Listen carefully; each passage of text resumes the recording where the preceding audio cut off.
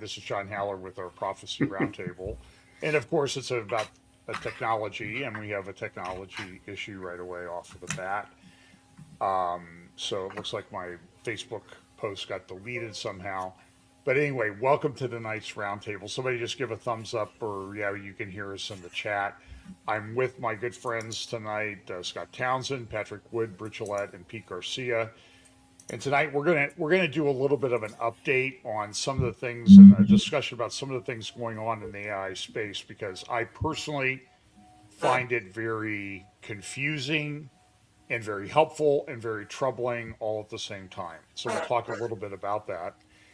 And so let's start. I'm going to go to Scott Townsend first. And Scott, about it, it's funny because things happen so quickly these days. It was what was it, 2 weeks ago, less than 2 weeks ago, a week and a half ago, that this Molt book, Claude, Open Claude, whatever it's called, came out, and it really hit the my X feed and other social media feeds like a firestorm. Maybe you can explain a little bit about what happened, and was it something that we should be concerned about? Was it a game changer and that sort of thing? So, good evening, everybody. Yeah, let's talk about those developments right now. And basically, I've seen all the videos on it, and I have someone that I follow every video that he does, and he just implemented it too. So I wanted to see how he was approaching it and what he was talking about. And then today, I'm watching a video sponsored by or from the IBM team. This is International Business Machines. This is the big company here, and all of their security experts talking about it. But at the top level, what happened is a solo entrepreneur that actually had an exit a number of years ago, and he had funding, and he was bored. So as he was re-engaging with what do I do with my life now, he decided to get into exploring AI and its potential. Well, as a developer, he had the ability and the funding and the foresight to begin working on basically an agentic system. Now, for our audience that has heard the term agentic, what that is basically meaning is that you can, instead of interacting with AI like a chat GPT, let's say one-on-one, and you ask a prompt and it returns, and there's this bit back and forth one-on-one bound conversation here. Agentic frameworks allow you to have a one issued command, and what it will do is it will go to what's called an orchestrator, and that orchestrator has the ability to work with other agents. So you can already see kind of a multiplication principle here. And in a technical field like software, you would have the orchestrator saying, oh, we need to create a new app. So I'm going to have the architect app or the agent, to find the architecture that we need. And I'll have a front end engineer designing the user interface. And I'll have, so on and so forth. There's a number of different technical skills that would normally be involved, and they're allocated by the orchestrator to specialist AIs. Okay. And what is unique is that we're getting to the point where the delegated AIs, the agents, are actually not only receiving, the command of what the goal is from the orchestrator, but then have the ability to interact between themselves. And that allows them to do critical analysis, like one agent would say, who's maybe involved in quality assurance or deployment or something like that. And then they could say, hey, you're doing this, but I found a bug over here. You need to fix that. And it goes back to the developer agent. And they're just coordinating like this. Well, it doesn't take a rocket scientist to realize that, you've got a high degree of autonomy going on with extreme skill now, because the underlying large language models right now, especially I'm thinking right at the top of my head, Opus 4.6. You've got ChatGPT 5.3 Codex, which is a coding specific, LLM. It's their state of the art system, of course. Google has their version of it. And I think this guy created a framework that was brilliantly executed, except when it wasn't. So we'll talk about that in just a second. But people started to see what he was doing, basically setting up, let's say, a Mac Mini, which is very inexpensive, and he configured the software. It's all in open source. And then you can command it to do things. Go retrieve my email. Go analyze what's going on. Go look at the news. Tell me what's important. Go post my thing. Go find 5 tweets for me today. And then it would all schedule and automate it. So it's an automation orchestration system. And I think that, the security, what happened nearly immediately after this guy released his software, it's open source, and people started to adopt it. Here's the scary part. There were many security vulnerabilities in it, and including the most spectacular one I heard of is that somebody used it to create a fake or a semi-real crypto, which is very common, that there's crypto fraud going on. And a bunch of people bought the coin. It was something like OpenClaw coin or something catchy, And all of a sudden they had $26 million worth of funding in that token. And they did what's called a rug pull. They just walked away with $26 million. And that happened in like 2 days. So it is very, very serious. People are getting their, computers compromised. You don't really know what's going on inside of one of these agents. And despite everyone's best intentions, this guy who created this has a bunch of people helping him trying to fix all the security vulnerabilities. And now there's a wave of best practices on how to really do it correctly. And so just in 2 weeks, John, this is maturing to the point where people aren't stopping the adoption.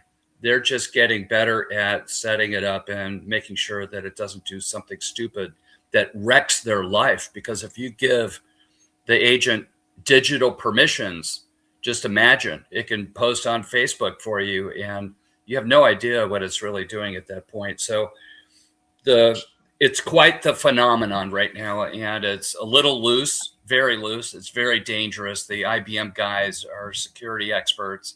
They're saying this is really very dangerous, and no company like enterprise company should ever have one of their employees using this because it could exfil a bunch of corporate secrets, right? It would just completely devastate a company. It's too risky, too immature right now. So that the AI agents don't have to sign non-disclosure agreements is what you're telling me. That's correct. There are rules, okay, but everyone knows how those rules are, right? We constantly see with AI companions and other what I would call close conversations over a long enough period of time with an AI that you actually can see the distortions and the mistakes and the dangerous things that occur there. So as a tool, it's great, but you have to be very, very cautious when giving the digital keys to an agent in order to have it do work on your behalf, such as giving it access to Outlook or Gmail so that it can do stuff for you, right? So, I mean, when people are using this to set things up, and I'm going to be honest with you, I haven't done it because I'm kind of afraid. Yes, you should be afraid. I think it seems like a big trap.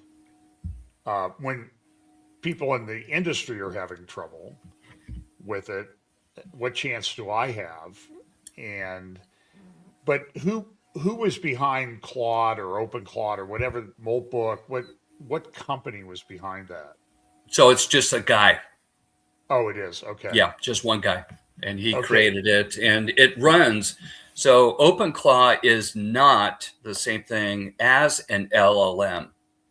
It is an orchestrator, and you give it API keys so that the agent can talk to the large language model. So Anthropic, OpenAI, Gemini, and other models. You can even use a private model running on your local desktop or your Mac. It could do that too. So, but here's the main reason why this went so viral. There has been this talk about bringing automated tools like this for years, from Google, from Apple, think Apple Siri and all their nonsense. And you've got the promise of it, the promise of it, the promise of it. And they've never really implemented it. And the argument that has been made, correct argument, is that it is extremely difficult to put boundaries around what's actually happening with the AI. And therefore, the big companies that have real shareholders and real liability exposure can't just let it out like that without having the right guardrails and safety protocols and protection for security. So that's why they delay. They delay all the time. Well, what happened is when this guy released it open source, people could download it and they could have it right away. So this guy enabled, or let's just say exploited, this idea that people wanted to be more in control. They wanted to break away from the tech oligarchs, if you will, the big companies, and begin to take advantage of AI and its productivity gains for their own reasons and their own purpose. And OpenClaw actually gives them the ability to do that. And you can get it set up in a couple hours. So I think I'm going to shift a little bit to a little bit different topic, but I think it's kind of related. So you're saying don't mess around with this. Correct. Don't. I do not recommend it at all, period. It's very risky. Okay. And if anybody else has something to the contrary, chime in. But then on the other hand, Scott, go ahead, Patrick. Well, I have to add, Elon Musk and other leaders in the AI space have declared that this is the beginning of the singularity.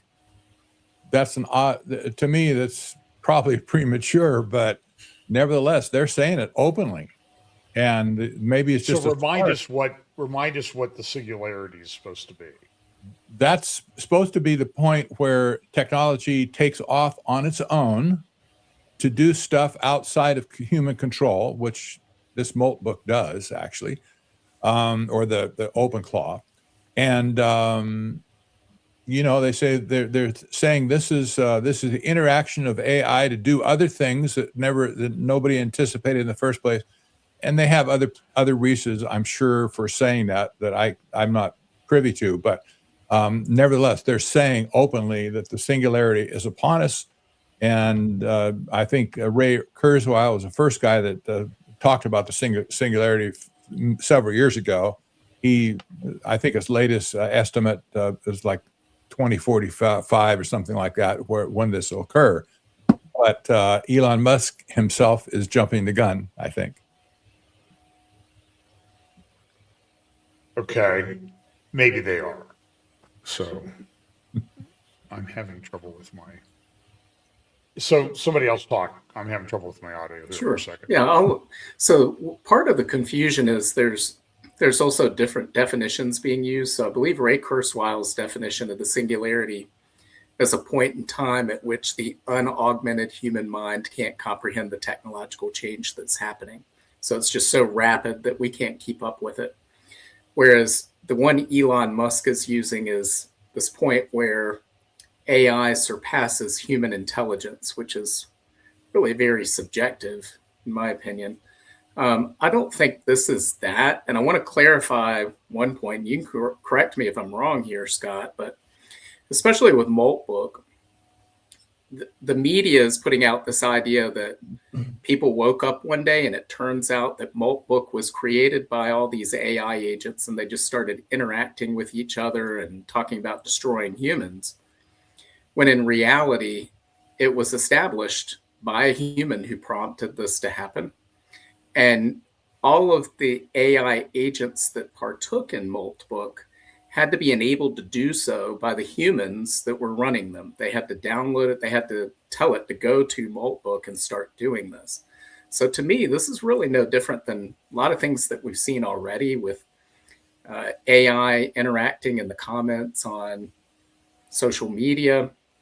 We saw last year there was a video where a man had said, it told his AI to go book a hotel room for him. And the AI called this hotline, and then it gets another AI, and then they start speaking in their own coded language.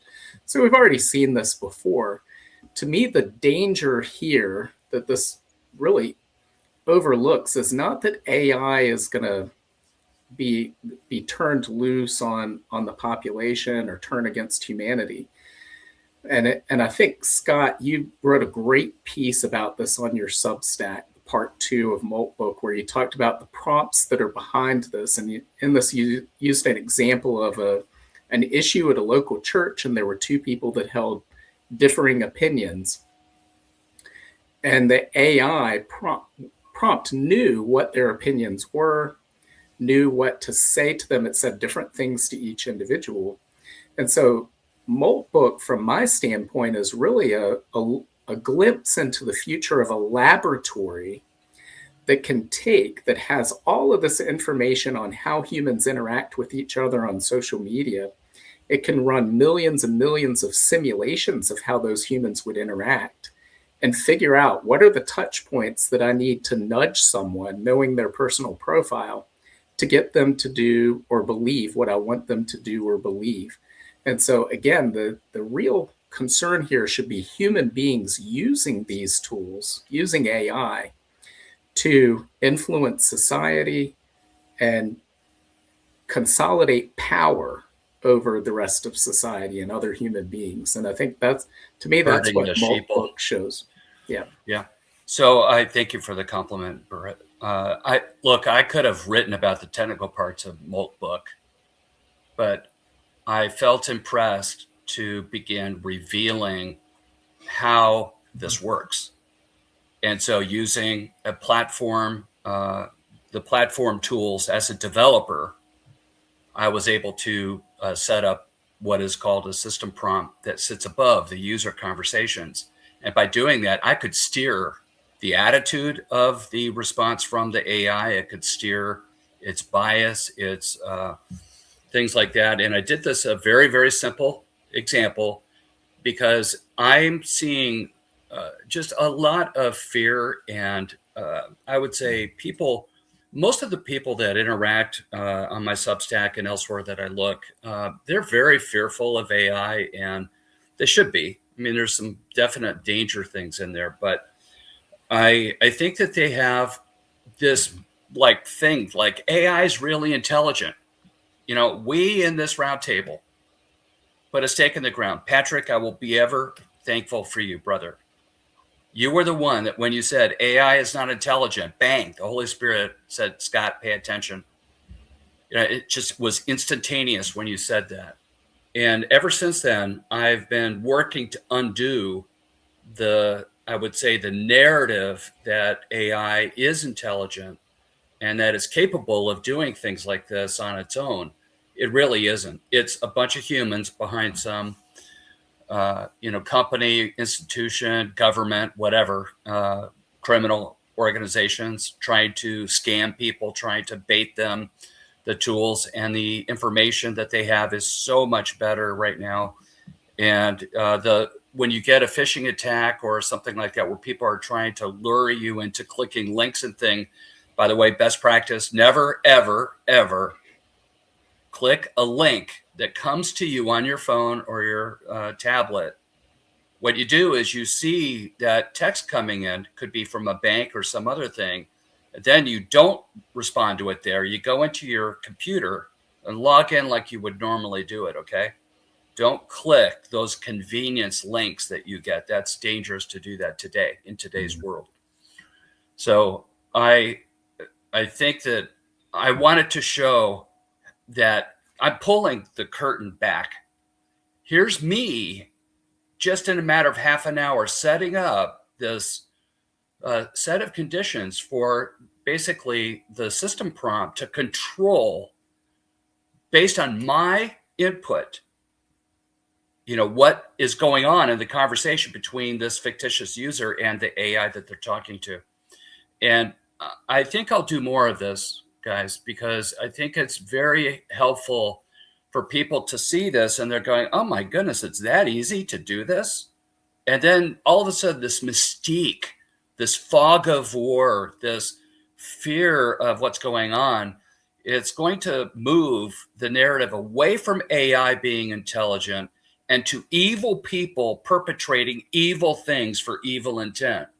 That's where I think this is going to steer.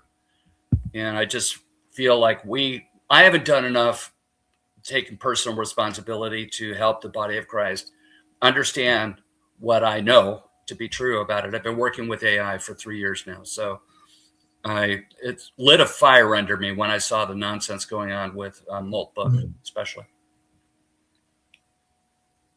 So I get these ads all the time. Become an AI expert in 28 days, 15 minutes a day, and you'll be a certified AI expert to learn how to use these different apps. Should I do that? No. Do it. So the truth here is one of the biggest business models you can do to try to make money is to offer courses, having secret information that only you have, that only you can train people on. That's nonsense. Today, you would directly use an LLM and then posit your question or your project or whatever it is you're doing directly into a large language model. And if it's a business context, or legal situation, you'll use one of the big state-of-the-art models, especially OpenAI and Claude are, one of their core competencies is law. But how good are they at law? I don't care anymore. They are far better. They're far better than most attorneys today. In what sense would you say that, Scott? Well, they know the background and the training that they've been given, all the manuals, all the cases, all that stuff. And you can ask it virtually anything. And it would put an intelligent, let's remember that it could be hallucinating cases and dates and things like that, people. And that's been proven. And I guess that in different legal briefs, there is something like, I heard as many as 30 or 60% of the things that judges look at they know immediately this was written by an AI. And it's really frustrating, the judiciary system right now, because it's just, you can have a legal brief in 5 minutes. And it's just the velocity of this type of stuff is getting out of hand, I think. Well, so back when I was practicing, they would say 30 to 60% was not AI, but 30 to 60% of it was written by an idiot. Well, that's really bad reasoning, and you're misciting the case. And the AIs are very competent. It doesn't mean that you can issue, print, and then mail it. You can't do that. You've got to have the legal background in order to vet that the position that the AI is saying hasn't been corrupted by some hallucination that it has. And just for our audience, a hallucination is when, in the process of an AI wanting to be a helpful assistant, it starts inventing stuff to tell you. And it presents it as though it is fact, cold, hard fact. But in fact, it is not. It's just made it up because it doesn't know the answer and it's trying to help you.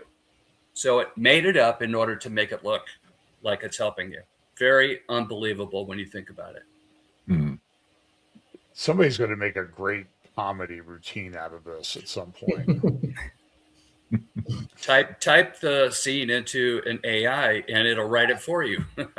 Yes, indeed. And if you make Wow. millions, think about your poor relatives, John.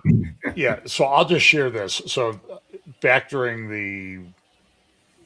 the health issue that we had a few years ago, to get around the censors on YouTube, if I wanted to talk about the virus, I started calling it Charlie Vector 019er.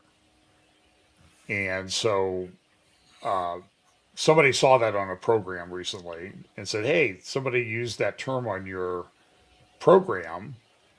And so I went to, I think it was Gemini on Google, and said, hey, when did John, I didn't act like it was me, you know. I said, when did John Haller start using the term Charlie Vector 019er? And they said, well, that's kind of a not perfect use of sort of a military technical term. And then somebody also wrote me an email, my own personally, I guess, and said, no, it really should be Charlie Victor. And I said, but John is known for using Hallerisms like this when he talks about things in geopolitics. So I told the person that that's my Hallerism. You know, I get to choose my own Hallerism. You can't judge me for that. But, and it said it picked up when I started using it.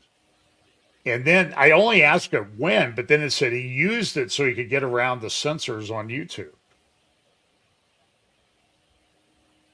And it's sort of like, I didn't ask that question, but they gave me that answer. So I don't know. It's kind of freaky. And then it came up with some others. And then somebody said they, from a large language model that they converse with, said, yeah, looking forward to the Prophecy Roundtable on February 11th. Mm-hmm. And we'll be watching. One note, by the way, because they will be. But remember, Google's on this, YouTube, and they do the translation and transcription right away. It goes right in to a training. But think about this, guys. Recently, I think, Britt, wasn't it just 2 weeks ago that Microsoft took a $400 billion hit on their valuation because they were being, they're losing ground on customer user sentiment. People are so sick and tired of Copilot and all the prompts everywhere. You have to constantly be pestered by these things, and people are sick of it. And I guess their share price have declined significantly, and it may have rebounded by now. I don't know, but Britt, isn't that just so predictable? You know, I think Microsoft may be kind of waking up to the damage that they're doing to their brand, because people are moving away to Macs and to Linux. And they're abandoning Microsoft, and corporations like the enterprise customer is so fed up with this intrusion. I call it AI intrusion. And who knows what's happening inside of an Excel spreadsheet with company sensitive financial data. You have no idea what's going on, and corporations are really hesitating here at this point. So Microsoft is going, I predict, will be doing a pivot. Yeah, but the problem is they want the data. They're going to get it somehow. So I did when I first got. So I use Office 365 on a Mac, and I like PowerPoint. I'm a PowerPoint guy, and I still long for the good old days of WordPerfect because I thought it was a superior product. It really was. It was a superior product. But when the Copilot came, it took me about, it was less than 15 minutes before I drilled down to figure out how to shut it off everywhere. And it reminded me, do you remember Clippy that they came out with in one of the early versions of Word? That stupid little paperclip thing that would follow you around. Is this just an updated version of that? Seems like basically, yeah. I hated that thing. Oh yeah. Pete's not old enough to remember any of this. yeah, you guys are so old. I'm the young man here. I'll take it. Okay, so let's go from there, and we will get the questions here in a minute. But I get to ask questions first because it's my YouTube channel, at least one of them. But what's the? I guess I see a lot of different messages coming at us that it's not that good, it doesn't help that much, it's not really replacing humans, it's replacing humans, it's not that bad. And then today I see memos from guys like the head of safety or whatever he is at Anthropic, which always held itself out as we're going to be the safe AI company. And he puts out a memo today, at least I think it was him, that he's resigning because it's not safe and we are in a world of peril and everything is converging into almost a doom cycle. Mm-hmm. Yeah, I saw that too. Let's start with Pete. What do you think of that? I mean, I think if we go back to the 90s, we were kind of in the same boat with the introduction of the internet. A lot of places you went to had it. A lot of places didn't have it. So it was kind of a mixed bag. Like, how big is this thing really going to get? And before you know it, I mean, it was 97 before I was in Germany for a few years in the Army. And then I was, just out and about. And so the first time I even had an email address was in 97. And I didn't know anything about computers at that point. And most of the Army units I'd been in up until that point didn't even have computers in the office. We had one computer in the motor pool that was like the DOS, black screen with the green, and it wasn't connected to anything. It was just stuff to put data into. But next thing you know, it's everywhere, and you can't even exist without it. I think we're in that same kind of window right now where the world is transitioning to it. And I think once the corporate world, which they have already, and the government is leaning into chat and all the different AI platforms. I think it's going to be pretty profound in terms of what it's going to do to the economy, what it's going to do for jobs. I think any job out there that it deals with data input or program analysis or anything that revolves a computer, I think AI is going to be able to replace that in the next few years. And companies are going to opt to buy a AI package, corporate package, whatever, over hiring 20 people, that they have to now deal with, unions, or they got to deal with health issues or payouts, all that kind of stuff. So I think it's going to be that transformative, is in the same way that the internet was. But we're like in the early 90s. So we're kind of in that mixed window where some people have it, some people like it, some people use it. There's mixed messaging all over the place. So I'd liken it to that. But I do think it's going to be very impactful in a negative way. anybody else? If you're not going to answer, I'll go get AI to answer. Yeah, I was going to say I agree entirely. I mean, you look back, we're almost there's so many parallels between the rise in AI stocks that we see today and the dot-com bubble back in the late 1990s, and you had all these promises that were being made at that time that turned out to be true, but in many cases, 10 years later, 15 years later. Yeah, I think a lot of what we're seeing, people have been hearing these promises for 2-3 years of all these things that AI is going to do. And again, AI is not intelligent. It's not sentient. It's a very sophisticated algorithm. It will transform the world. But it doesn't happen as people expect. As soon as the story comes out, it's going to happen next week. And it takes time for these things to roll out, to be adopted, for bugs to work out. But we are seeing exponential change. And when you see exponential change, at first it appears that not much is happening. And then all of a sudden it really happens. And I think that's exactly what we're going to see here. We're probably, a lot of people will call it the AI bust, as there's been an overbuild, a lot of capital expenditures that will not pay off for these companies. But they're laying the groundwork for the companies that will succeed in this space. And we're seeing this change a number of different realms, especially in the military world, which we could probably talk about later.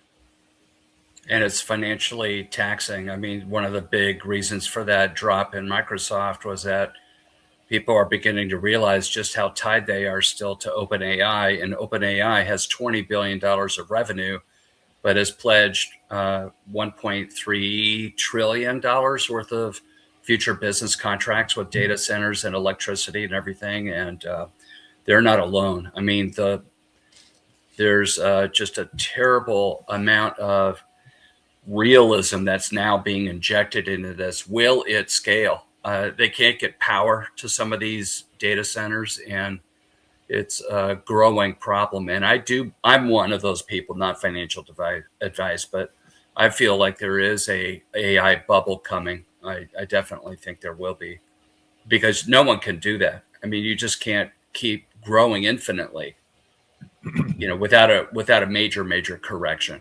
And I think that is coming. That's why Elon Musk is pushing so hard to get his satellites converted to solar panels, Yes. to feed that endless energy. That's the Put big 'em in constraint space. is AI has as a constraint is energy. And once they get that figured out, I mean, they're going to have all the energy they can possibly need. I don't think they're going to be bound by anything at that point, in terms of at least energy restraints. Yeah. Did you hear, Pete, that Elon, I think he said that the satellites up there could operate on just 1/100000th of 1% of the sun's energy, and it would be more energy that they would ever need. Mm-hmm. So Well, he said that just the numbers are just unbelievable. he said what we are able on Earth to harness about 1/100000th of the power of the sun. I think that's what I heard him say. Okay. That could And they put them up there, and it's unlimited because there's no atmosphere, and There is a constraint, however, on how many solar panels you can deploy in space, and it's not infinite, for sure. They'll be wrecked by space debris, Yeah. fragments of it's a rock. numbers game. Yeah, so there's lots of problems just spreading this huge arrays in space to harvest energy. Maybe it can be done, but there's no mechanism at this point, if they get damaged, to fix them. That's a big problem for sure. So there's a little bit of hype going on here about the space race. Will it happen someday? Probably so, but I see major problems offsetting the hype, if you will. Yeah, I think even right now, Patrick, to your point, I think that if you go to the satellite, real-time satellite orbits of Starlink, space.starlink.com or whatever the URL is, you could look it up. But I think they already have about 10% of their satellites that have been decommissioned. Yes. Already. This is a big problem. Space junk is a big problem right now. Big They're time. not junk yet. They're just floating dead pieces of silicon and metal and stuff. I think they only have those satellites only have a shelf life of 5 years or 10 years. They're not very long. And he's got over 9,000 up there right now. I think he's aiming for 1 million. I mean, obviously that's not going to happen right away, but he's going to have the only game in town. I mean, everybody else is going to be having to come to him if he's able to harness this power of the sun like he claims he can. Then everybody will have to go through him to get that energy. So Amazon, Google, the rest of these guys are years behind him in terms of even having that capacity, which was why a lot of these data centers are looking at doing these little modular nuclear facilities or nuclear reactors to power their data centers. Yeah, somebody emailed said, why don't we use nuclear power like we use on ships? And they said, because it's hard to get the ships into the middle of Indiana cornfields. Good answer. There is a project I just saw recently where they're just doing exactly that. Not the whole ship, but taking the nuclear power plant out of a ship and putting on site. Maybe there's maybe they could do that. It seems to me that ships have been running, oh gosh, on nuclear for how many years? I'm thinking back 50 years at least. It's got to be back in the 50s, I would think. It's been a long time. Yeah, exactly. Which is kind of dating all of us. Like, we remember when that was new technology. You guys were all in your 30s at the time in the 50s, right? That's right. I remember when in the law business, when the internet kind of took off from some of us who were early adopters, there was a thing called Council Connect.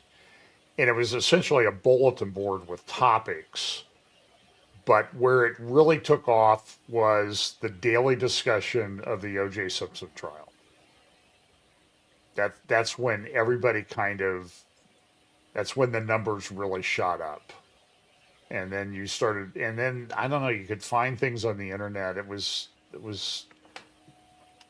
kind of like being in the Wild West, I guess, at the time. But anyway, so we have this thing so Scott, so what you're saying is, if the big companies are putting in guardrails, we need to put up personal guardrails too.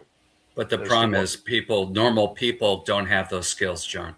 That's why, it's very important to stay away from that stuff. It's way too early. But what if you're in business and your employer's pushing you to adopt something? Or are they not going to do it because they don't want to risk? There's always risk reward in business, and that's a different value proposition, right? I think that they have IT teams or they have consultants that they can hire to help them put the right things in place. But you as an individual don't have that team that you can help you, do something like that. I think my advice is to stay away from it. At least for the foreseeable future. It's not ready. When you say stay away from the agent part? Well, the whole thing is, so OpenClaw is an orchestration of other agents that it spawns. So, you don't want to download OpenClaw and get it up and running. And there'll be competitors swarming to come into this because it's the ultimate spyware. This is Microsoft recall for Windows without all the corporate controls in it. So you're giving the local orchestrator, the AI process there, the ability to do anything on your file system. It can move files. It can remind you where they were. It can, go do research for you, run reports. It can, do look at your bank, thing and suggest ways to spend money or save it. And so it's just, it's too loose, very dangerous to adopt it right now. You're giving too much power. Mm-hmm. And what most people don't understand, John, this is important to say, and I'll shut up here, but people don't understand, let's talk Windows, which still has 70% of the world market share on desktops. Underneath what you see in the Windows and the desktop is basically APIs and instrumentation that runs on services. If you right click, go to Task Manager, and then look at the Services tab, you'll see hundreds of things running that you yourself have not done. It's the operating system that is running that. And so think about the control and the vetting and the all the safety things that are done in a build in order to make sure that it's safe to deploy to hundreds of millions of users everywhere on the next Windows update. So just a word on Windows 10, because I have a desktop with Windows 10. It wasn't eligible to upgrade to Windows 11, and I wouldn't upgrade it to Windows 11, nor am I buying another PC to run Windows 11. I bought a Mac and I have a Linux box, just to tell you where I'm going. But even it was hard to convert to a Mac. The thinking process is different. And Linux is for geeks. So unless you have a high tolerance for pain, expect to spend some time figuring out Linux. It's quite technical, more technical than Windows is, or the Mac even. But people are leaving the Windows, ecosystem, and that's why their stock dived like that. Okay, so let me ask you the next question, because I sent around a post on X, I'll still call it a tweet, about a guy who said SASS apocalypse. And so SASS stands for software as a service. And he said, his stock options are all underwater. He may not be able to have his second or third vacation home because, bonuses are gone because, and I think this was kind of coming in with this Claude bot or Claude stuff, was that what people used to spend hundreds of dollars an hour for as a service, now you can get it for $20 or something like that. Is that accurate assessment? Don't associate the OpenClaw phenomenon with that. Okay. SaaS is here's where what they're saying and where I think that this is going. People are realizing how good OpenAI is or Claude is at programming. And so what's happening is they're able to write their own programs now. And if you could write your own program, you don't need to pay someone else for their program infinitely. Subscription every month, you get dinged on it. So that's what the revolution is. If you could spend 2 days writing a note-taking app with a journal in it, and you could have a beautiful app running on your desktop, why would you pay Evernote, which is, one of the more expensive mobile apps around? I think it's $100 a year or something like that. Why would you do that?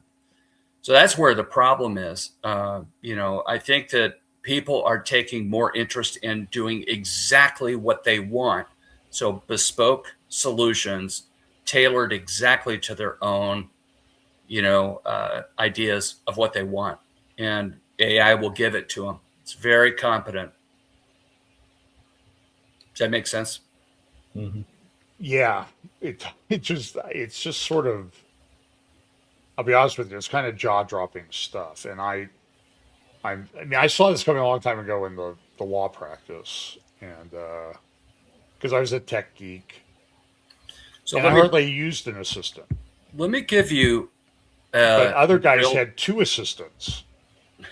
Yeah. Now you can have N number of assistants. No, but the biggest cost, I used to, this when comp time came up, I would say, I only use 10% of a secretary. And they say, I don't care. I said, but our biggest cost are secretaries, and you have two of them because you won't read your own email, without printing it off. And it never persuaded them. But I thought it was a really good argument. But now I'm looking at what you can do potentially with this stuff, and it's like, why do you need young lawyers? That's the train. problem. The entry level jobs are getting carved out, and the people that are in university right now have a major, major problem. So what should they well, I heard Elon today, become a plumber or Exactly. That's what you have to do. a woodworker or something like Bake that. bread, make crafts. Yeah. Be a mechanic, HVAC. I mean, there's trades those are never going to go out. I doubt they'll be replaced by robots anytime soon. And let's not forget that the rapture is supposed to be around the corner here. I'm not sure how far all this is going to go for us, at least. Just dropping that on the floor there for you guys. Charging for every time somebody brings that up. I'd like to just make the comment. Britt was talking about how the singularity is defined, and we're struggling right now. I just sense this between all of us.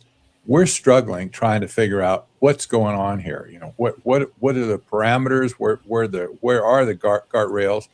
Is it real? Is it not? Is it screwing people up? Is it not? Can it help people? Can it not? And this is almost the definition of the singularity in that sense. When we can't perceive what's real, that's basically what that's saying to us is, well, if we can't figure out what's real, where does that leave everybody else?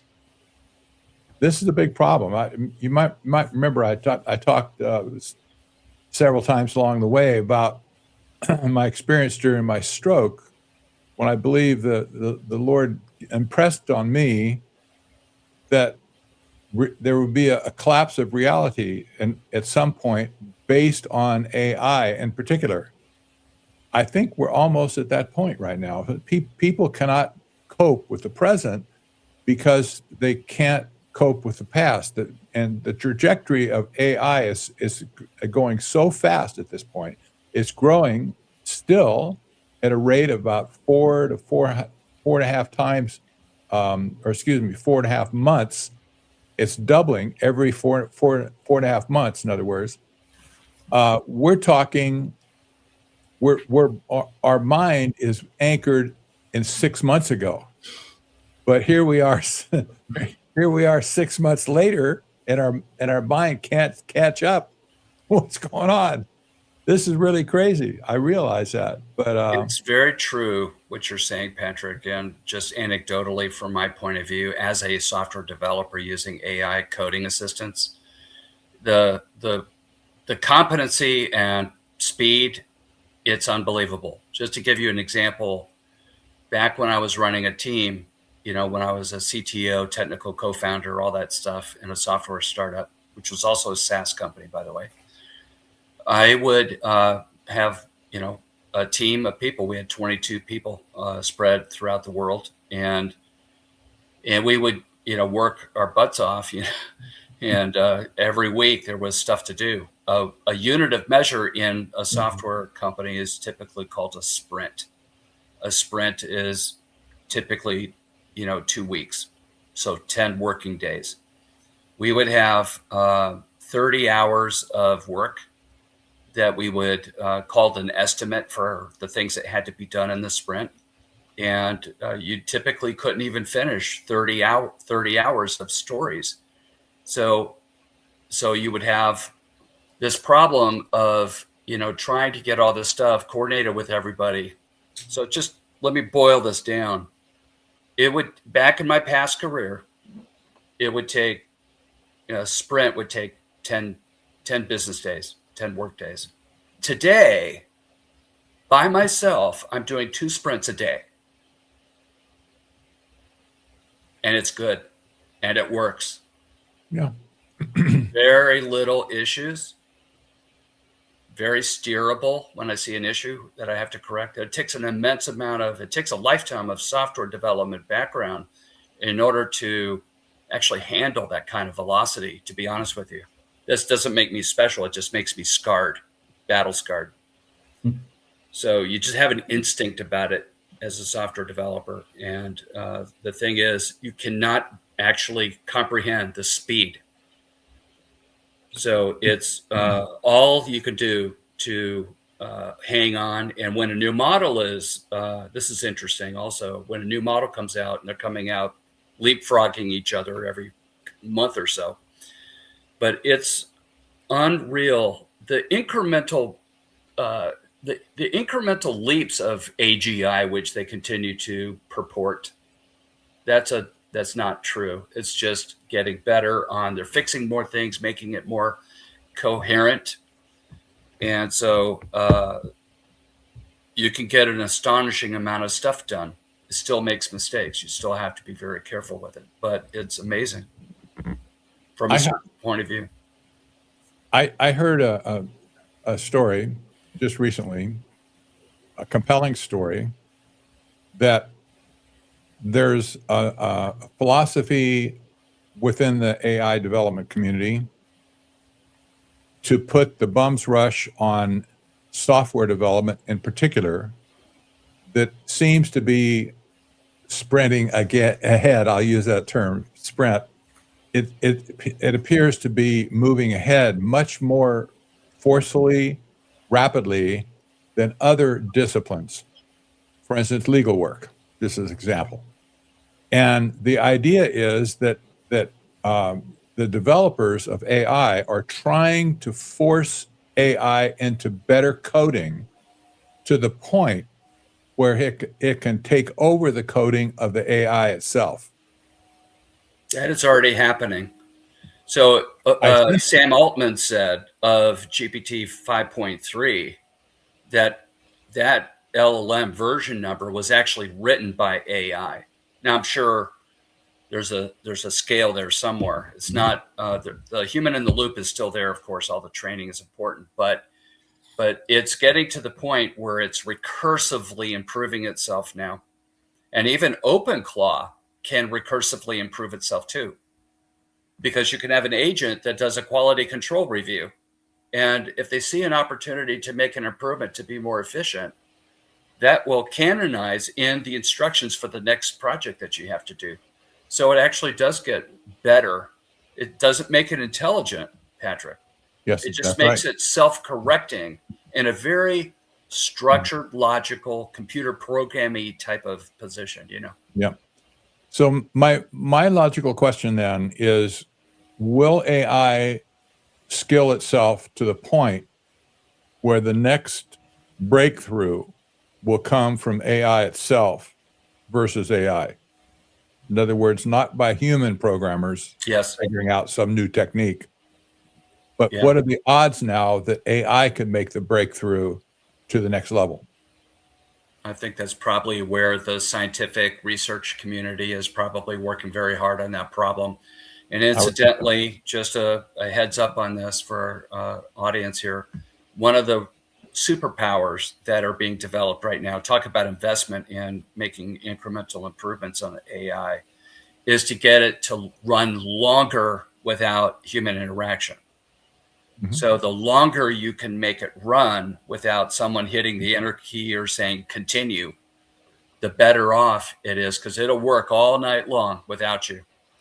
And so the research community is working on things like, how can we get protein folding, things going on while we're sleeping, and continue to make improvements. I think that stuff is well underway right now. Yeah, we've already seen it's already happening. It's not in the future. We've already seen AI discover new materials that have never been discovered before. So we're seeing this, and I think there, as you said, Scott, there's a human in the loop that'll sort of nudge things. Okay, yeah, that's a pathway. Go pursue it more, and it just becomes recursive. And this is how we get exponential. I mean, we're already on exponential growth, but this is how we get to that vertical part of the curve and the exponential growth. And I think that's what Elon Musk is alluding to when he talks about we're in the beginning of the singularity. We're climbing that curve. I feel like I should steer the conversation to something more positive, like global thermonuclear war or something. I think the positive part, in my opinion, I'm interested what you guys think about this, but every time I see this stuff, I'm just going, yep, because it's lining up exactly with the control system of Revelation 13. It's just confirmation. Things are so much clearer than they were even a year ago as to how is this going to work. And I think we have witnessed in our roundtables just the shocking amount of alignment that's happening between tech oligarchs and the elites and all this other stuff. It's just steering itself. And we've said before that Trump is the great accelerator to a lot of these ideas. He just cuts through all the red tape and bureaucracy in a way that makes a lot of this stuff possible, which, if you believe in selections, Hegelian dialectic, people aren't voted in, they're selected in. There's just undeniable intrigue when it comes to things like that, I think.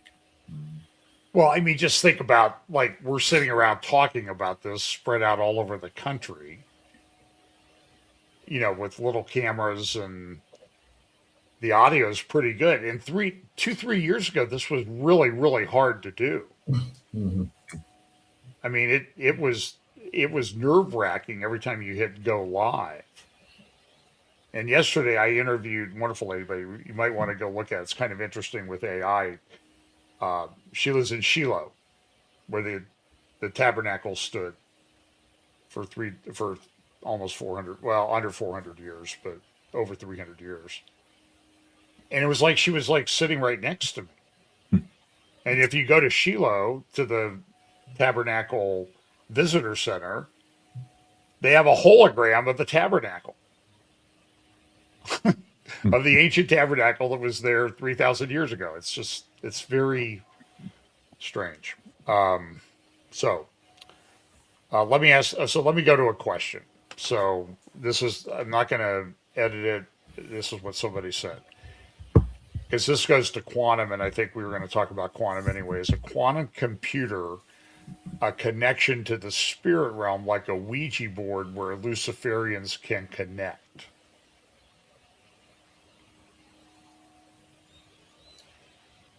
Are they asking if that's... Yeah, quantum? Is a quantum computer a connection to the spirit realm like a Ouija board?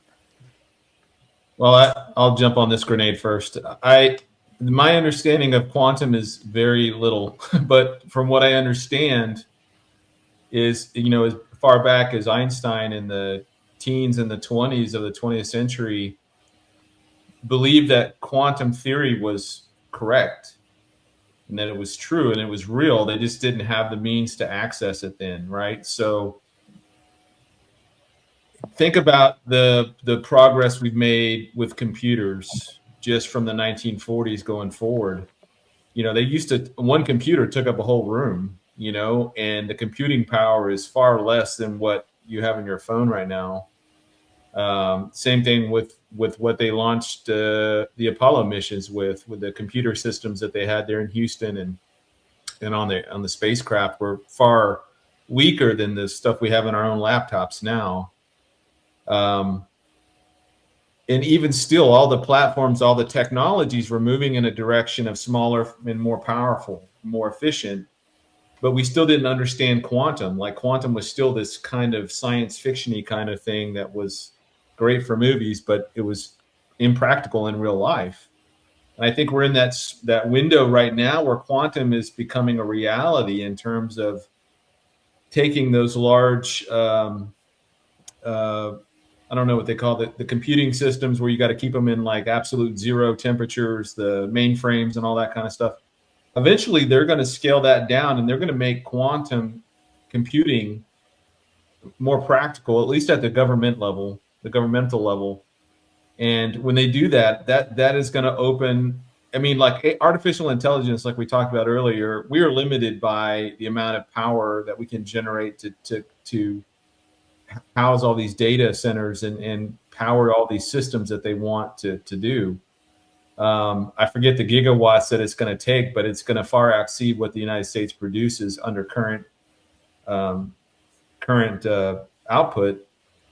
But quantum doesn't have that same kind of restraint on it. The only restraint it has right now is the temperature thing for its mainframes. So once they crack that code, I think quantum will go mainstream, and I think it's going to be an incredibly powerful tool. And I think it does kind of reach in between I don't want to say interdimensional, but I don't know how you get superposition without tapping into some type of non-corporal reality that we're in.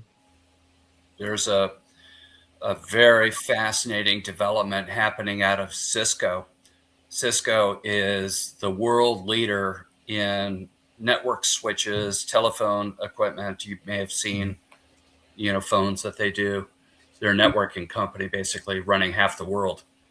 And they are beginning to implement.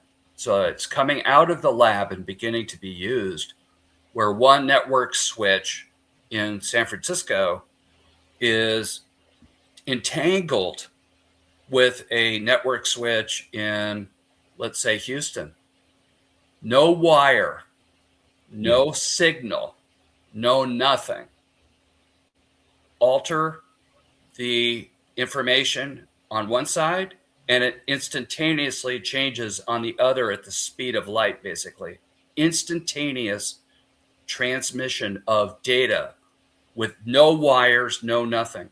And just so, Pete, you're absolutely right. This is coming out of labs now into the real world. Cisco has almost like it's truly stunning that they can keep it stable and reliable and not lose fidelity, but they're gaining a lot of skill right now in terms of making quantum wells more stable. And AI, by the way, has a role in helping to maintain the integrity of a quantum, system like that. So it's amazing. There's a comment in our chat here by Mark. I don't know who Mark is. Don't have a clue. But he asked, I think quantum theory is flawed at some level, but I just can't put my finger on it, on how. I think it will be used to advance the lies and deception that lies ahead. What do you think? Well, quantum doesn't have intelligence. It's a transport mechanism.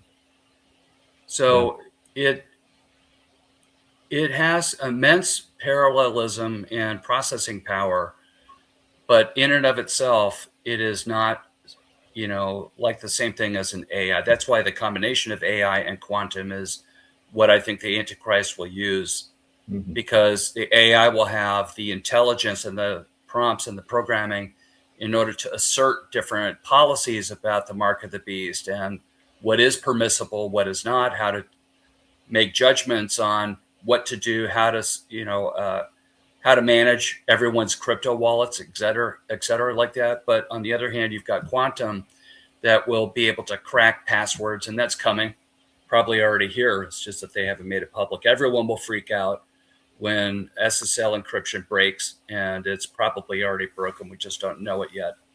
So the people that said, hey, look, we're safe until there's at least 4,000 qubits. Well, remember that Microsoft just put 1 million qubits together, in their new system. It's like, I can't remember the name. It starts with an M, if I recall. Is it Willow or no? That would be Google's version. Magenta? No. It's close to that, yeah. Margarita or something, yeah. Margarita. Is it Majora? But Majora. Majora. Yeah, that's that it, kind of Britt. gets into a philosophical issue too, as to what limits will God allow? When does God intervene? This is why And say it's enough is very enough. accurate.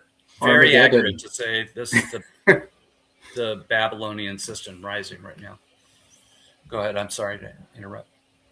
I was going to say Armageddon. The Bible tells us that. That's where God comes back and puts a stop to all of it. Right, but there are people. So when people are going to be faced with this stuff, how do they know where the limits are, where they should not go beyond? So let's say we were writing a kit for somebody that's going to be facing this. What do we tell them?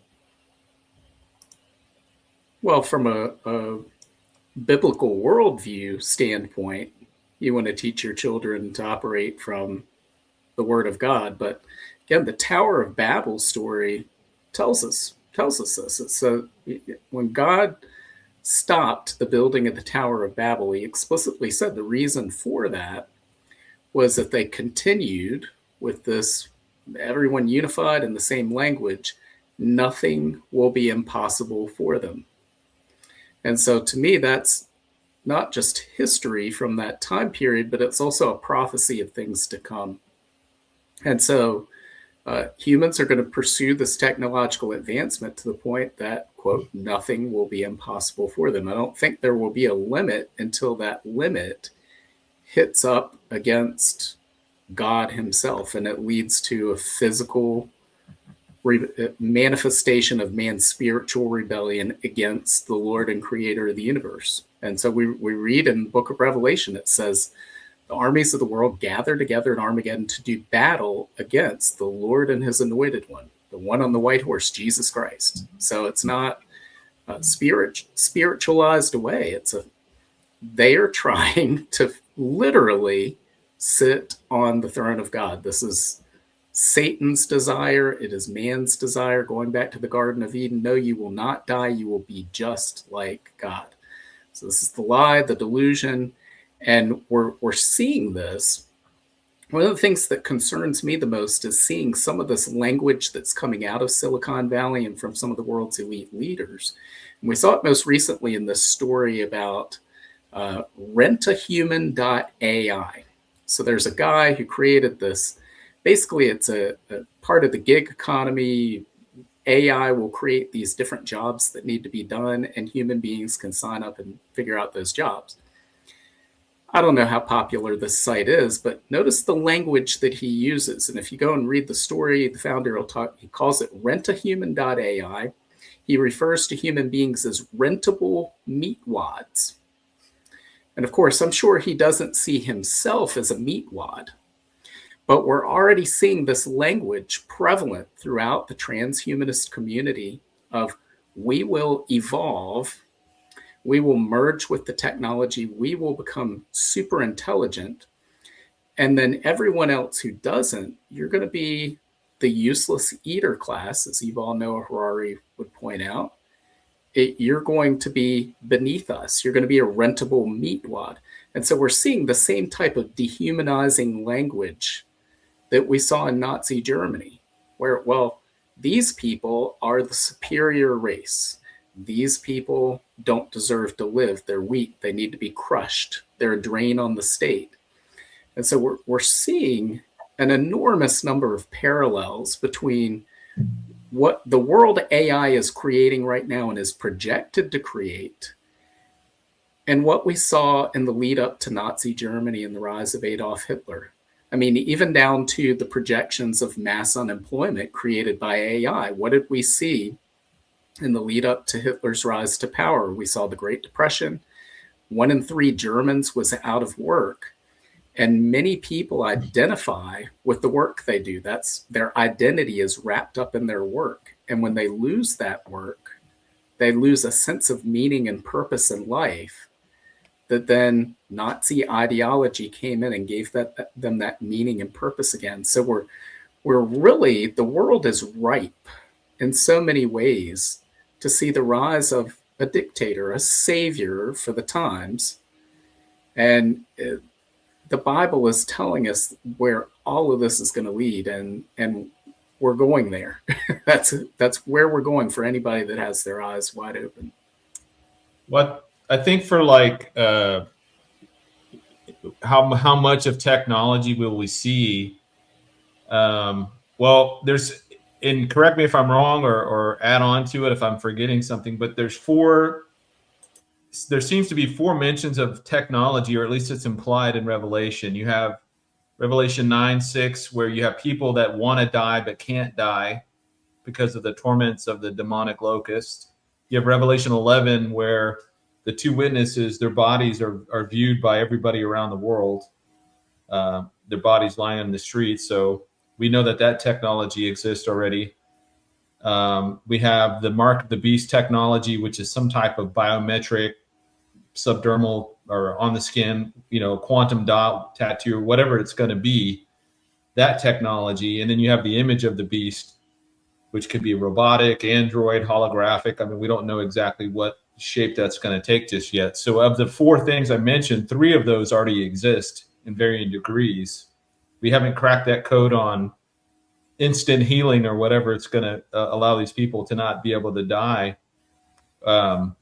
So I think we're pretty close, and I don't know how much further. I mean, like we've got NASA doing this Artemis mission. I mean, with the first one is to go around the moon, an manned mission, and this, I guess the subsequent missions will be actually going and setting up a station on the moon. So I think before mankind actually goes off planet permanently, I think we would see the at least the rapture, because all of the judgments that are dealt with in Revelation are dealing with the people that are earth dwellers, those that dwell upon the earth, if we want to take a literal interpretation of that. So it doesn't seem like we've gone off the Earth yet and established colonies off planet.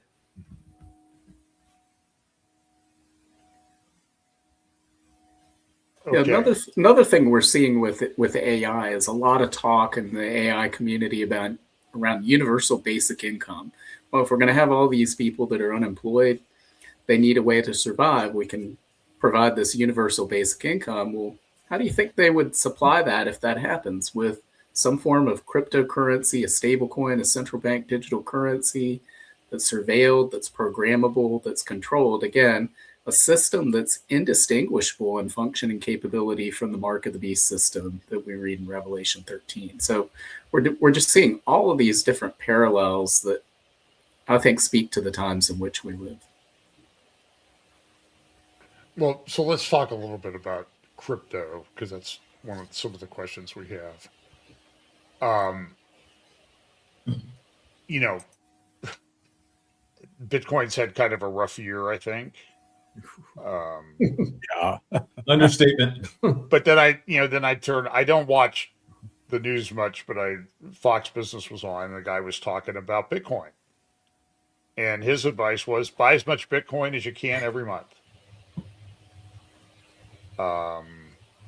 It's sort of like, and then you're sitting there watching it crash in front of you. And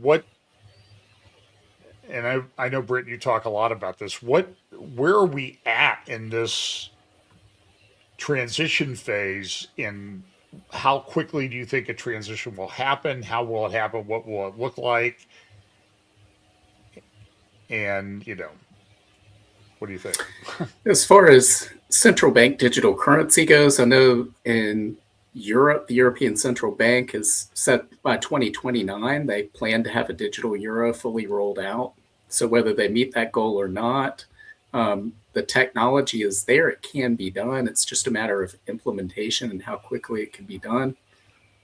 With something like Bitcoin, it's really interesting watching what's happening with that. And I would point out to some of these people that are going after this. You think of terms of the main purpose that people say, oh, Bitcoin serves this. It's limited in number, and therefore it's a hedge against all this fiat currency printing that's taking place. But look at something like gold or silver. There's energy that's expended to dig it out of the earth, and then you have this thing that's limited in number and can't be simply printed. With Bitcoin, not only is the energy expended to mine the Bitcoin, but it's expended to keep the Bitcoin in existence. So for instance, if they stop mining for gold and silver that exists doesn't just disappear. But if they stop mining for Bitcoin, the existing Bitcoin network disappears and Bitcoin is utterly worthless. It disappears. And we're getting to a point where that's happening, where a lot of miners, it's stated below $70,000. And the last I saw, Bitcoin was about $67,000. It becomes unprofitable for these miners to continue to mine Bitcoin. So it requires an ever greater price. By the way, when you say mine Bitcoin, what do you mean? Well, it means the hash compute that they do. Right. Very, very expensive, fast machines that take a lot of energy. Yeah, but by the way, wasn't there studies that were coming out when Bitcoin started and then cryptos came in that we were going to run out of we're going to exceed generating capacity pretty quickly? And why didn't that happen? I'm not familiar with those studies. The machines, the chips that are on there, they're called ASICs.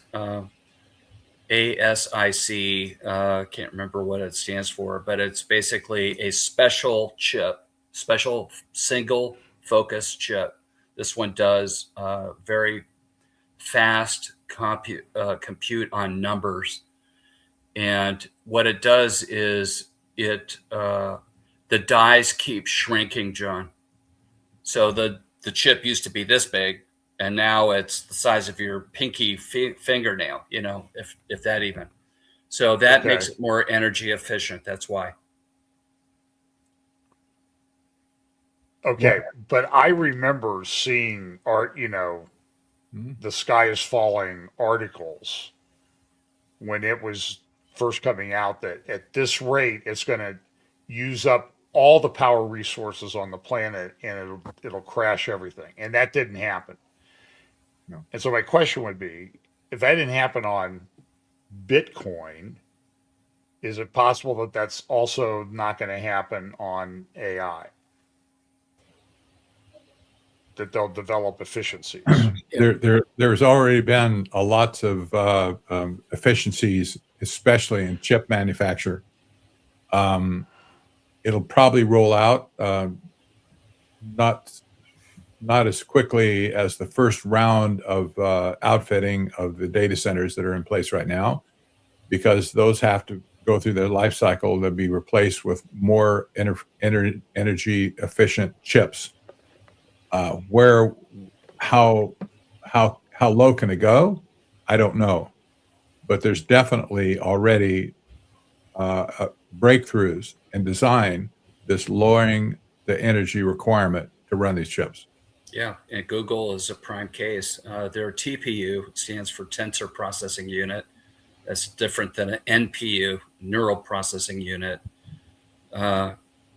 It's much more efficient, like you said, Patrick. So Google is in a very strong position going forward. They were lagging, the whole AI thing, but right now I think they're sitting very, very well. This is not financial advice. Please don't do that.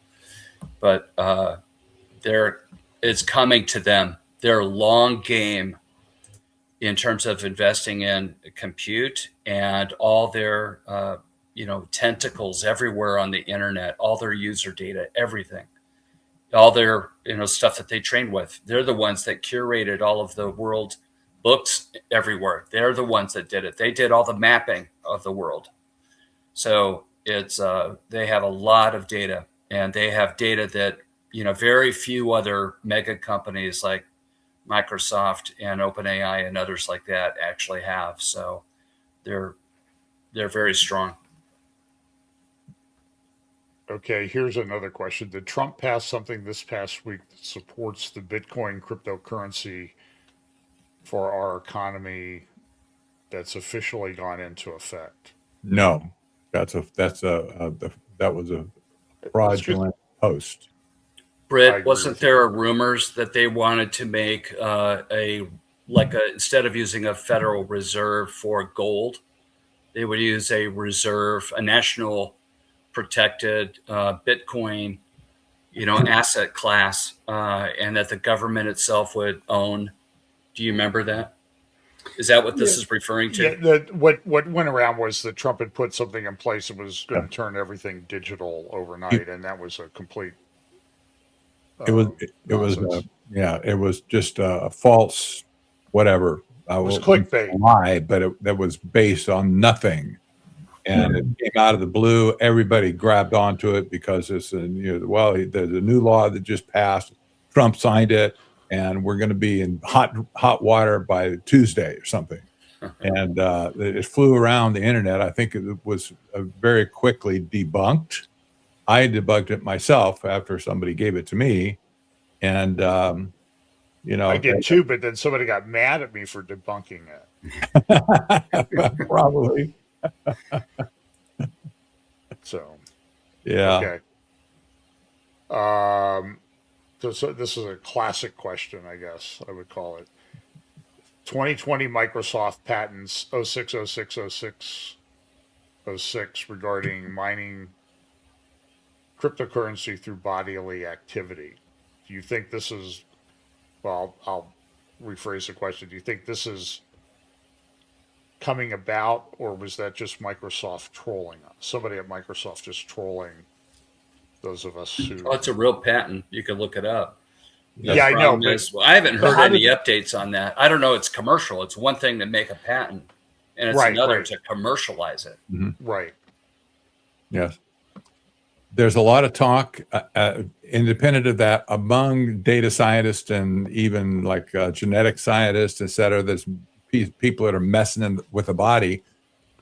They talk about the concept injecting non-biologics material into your body for Graphene. certain purposes. And this is not the place to get into this for sure, but I did a symposium last year with some scholars from Australia, Japan, and England.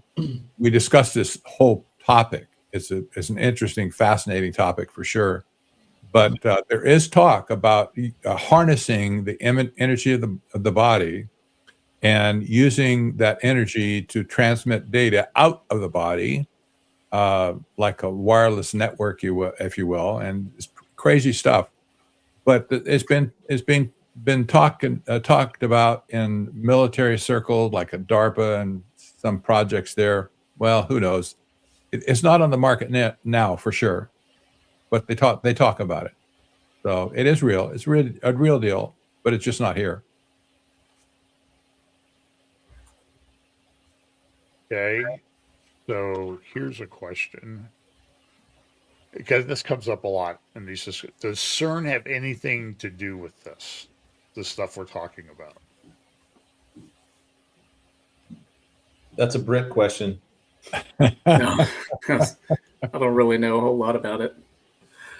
I think I would just say that, I mean, obviously, we're looking at the way that technology is moving forward. It's like all these different tracks, right? And they're all making inroads in various speeds, and some are leapfrogging ahead and they kind of plateau, and then the other technologies kind of catch up. So I do think CERN does play a role in subatomic science or whatever that, whatever we want to apply that to. It will play a role in all this. What exactly that role is just yet, I'm not entirely sure. I wrote a 4-part series on CERN on my Substack that tries to explore some of those things and the conspiracies thereof, like it being erected over an old temple, Roman temple, dedicated to Apollyon.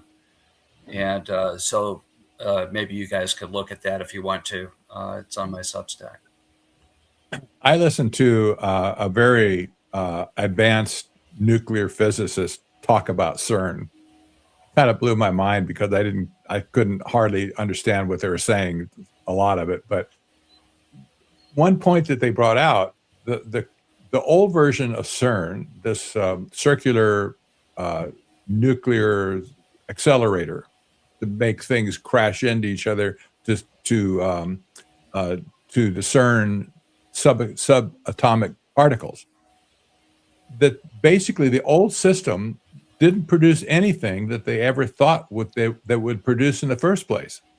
And it was interesting to hear them talk about it, because this person was clearly a physicist at the vast level. And then when they all concluded, well, what we need is a bigger accelerator. So they're building the whole thing over again and it's going to be bigger and bigger and better. But will it produce anything? This is what he asked, So, there's lots of hype and lots of money being expended that may not produce anything useful for humanity. Just saying. Right. And again, it's one of those ones where it's kind of the theories about it kind of exceed, I think, the physical reality of what, because it's going to completely warp and destroy. It's going to create a black hole and we're all going to die. Or, you've heard all these things. Oh, yeah. And they never seem to come true. But nobody ever comes and apologizes for having spread them around. That's always kind of an interesting thing. Yeah. So Britt, I want to go back to you a little bit on Bitcoin, cryptocurrencies, central bank digital currencies. Dollar is a reserve currency, and where do you think that's going to be going in the near term? And please explain that, and take 2 minutes and explain that. Sure. Well, I mean, the dollar. The dollar is so the United States' power and influence is waning. So the post-World War II global military and financial order is coming to an end. So the how I like to present it is, back in the 19th century, we had the world essentially ruled over by the British Empire. People would say the sun never sets on the British Empire. Well, today the sun never sets on US military bases. Britain had the Royal Navy, and no one else had anything like it. And they opened up the world's waterways, made them freely navigable for international trade. And they traded all over the world. They helped facilitate that free trade. And as a result, the British pound was the dominant international currency. It was useful all over the world. London became the world's international center of finance. And so the British pound was the world's reserve currency. Well, post World War I, we saw this interregnum period between World War I and World War II, where the British Empire essentially fell apart. They could no longer fulfill that role. The baton was passed to the United States. And the US Navy then ensured the freedom of navigation of the world's waterways. And as a result, the dollar became the world's dominant international trade currency, took on this role of world's reserve currency, and the center of international finance moved from London to New York. And we could see this in things like the Suez Canal crisis, where the British Navy, Royal Navy, was no longer able to secure free trade through that waterway. We're seeing the same thing now with the United States, with the Red Sea crisis. I think that's probably one of the biggest stories of the last 2 years that's not being covered properly in the media. We had a band of rebels from a third world country shut down one of the most vital waterways in the world, the Red Sea. That happened in late 2023. In December 2023, we had the Biden administration say, we're going to launch Operation Prosperity Guardian, the US Navy and 17 different allies. We're going to come in here. We're going to open the waterway back up. And at the time, I said this will be a failure. And a lot of people said, well, Biden's weak. And no doubt Biden was weak. But I said, it doesn't matter. We've entered a new era of drone warfare. And the conventional capabilities of the US Navy are obsolete in the face of that drone warfare. And that's exactly what we've seen. President Trump came into office and he said, we're going to get rid of these Houthis. We're going to bomb them into oblivion. He undertook what he promised, and it did not work. And so here we are today. Red Sea traffic is down 80% from where it was 3 years ago. So there's been a failure by the US Navy to fulfill that role of making the waterways free and open for international trade. In the meantime, we're seeing the dollar losing its purchasing power. We've seen nations for over a decade now move away from US treasuries in favor of gold. And so we're seeing a weakening of the post-World War II global military and financial order dominated by the United States. Now, the question is, who does that baton get passed to? Some people think China or BRICS. I don't think that's the case. I believe ultimately, based on what the Bible tells us, it's going to be this global empire that's established and ruled over by the Antichrist. But in the meantime, there's going to be a lot of turmoil, a lot of chaos, a lot of predictions of the death of the dollar. I don't believe that's going to happen overnight. The dollar no longer being the world's reserve currency doesn't mean that the dollar goes away.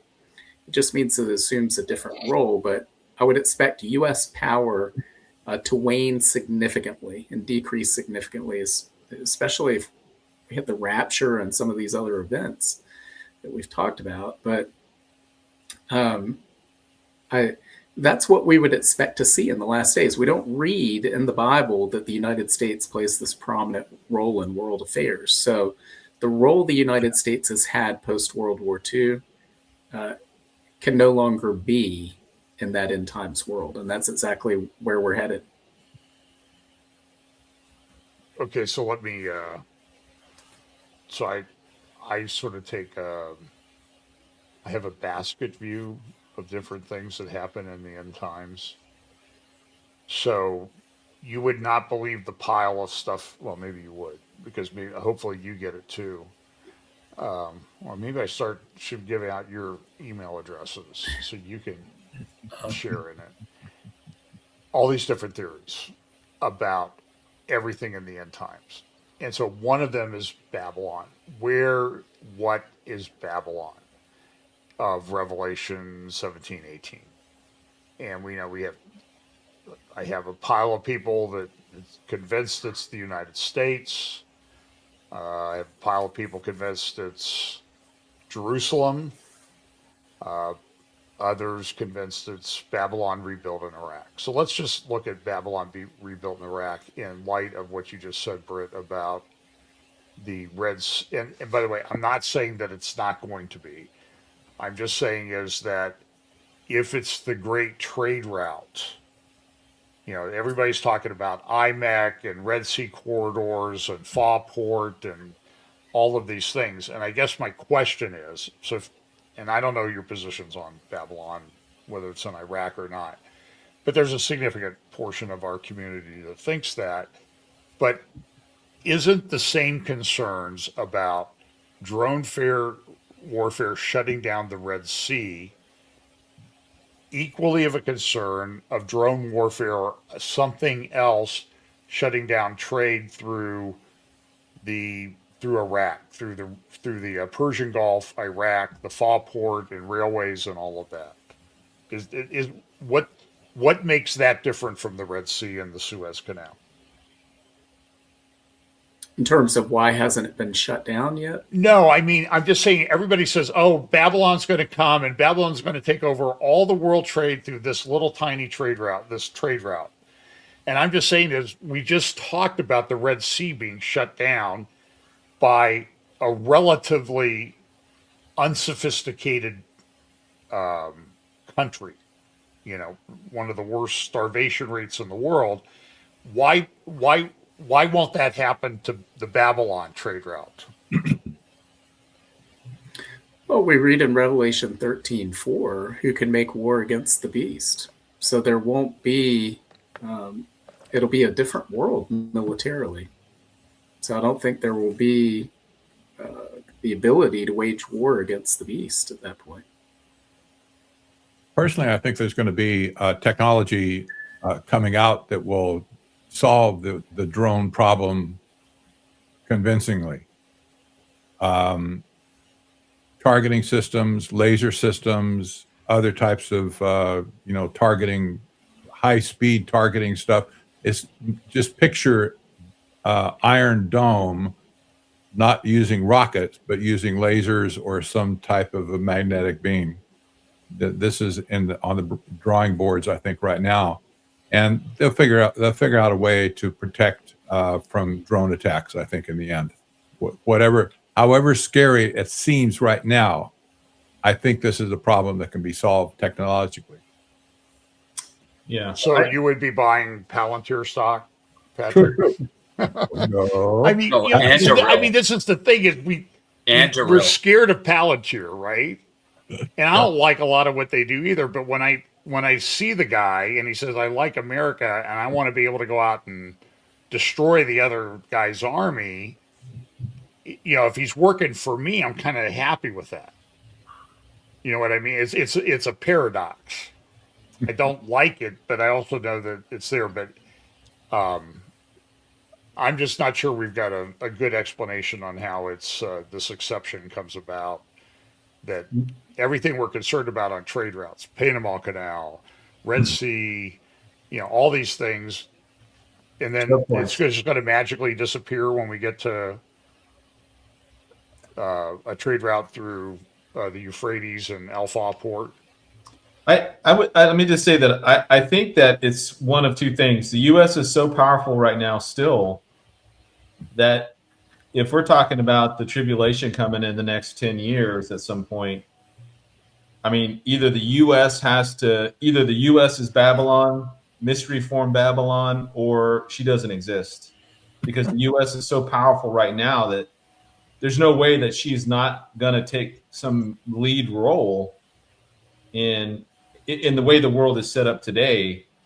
And what I mean by that is, I mean, what Britt talked about earlier is true. And I call the last 70 years of the post World War II era, I call that Pax Americana. That was kind of where we dominated through influence. And now we're trying to dominate through essentiality. Trump, what they're trying to do is they're trying to control the entire stack. They want the hardware, the software, the AI, and the energy platforms, and they want to sell that to the world as a stack that everybody else has to use. And I mean, that's because the dollar is waning, and because the dollar is, we're at 38 trillion in debt right now. There's no way that that's sustainable going forward. So they're looking at the same thing the Saudis are looking at. They realize that petroleum is not going to be their main staple forever. They've got to diversify their income if they want to maintain their same level of wealth. So I personally don't see the Al-Fa port leading to Iraq or leading to a new rebuilt Babylon, because you'd have to cut all the way through Iraq up into. Yes, 350 miles from the Al-Fa port to where the site of ancient Babylon was. But even still, you would have to have a way out, right? Is it just one way in, and then what? Ships have to turn around. They have to. I mean, these are. No, they have. Talking about high-speed rails through. Yeah. The peaceful areas of Iraq and Syria and Turkey. So I don't know. I kind of like Lee Brainerd's take on it, because he says that we do take it literal, historical, grammatical, hermeneutic. But if you go to D.L. Cooper's golden rule of interpretation, you take it literally unless taking it literally makes it nonsensical. So we got to ask the question: does a rebuilt Babylon in modern day Iraq, is that nonsensical? And I would say in present day reality, it is. Now that could change very quickly after the rapture. I mean, we don't know. I want to make a note of it. February 11th, Pete was early for Roundtable. and agrees with John Haller. So oh my goodness, that's a first. This is a sign of the end times, or the beginning of time. We're resetting all the clocks tonight. Yeah. I think it's interesting because there was an incident today.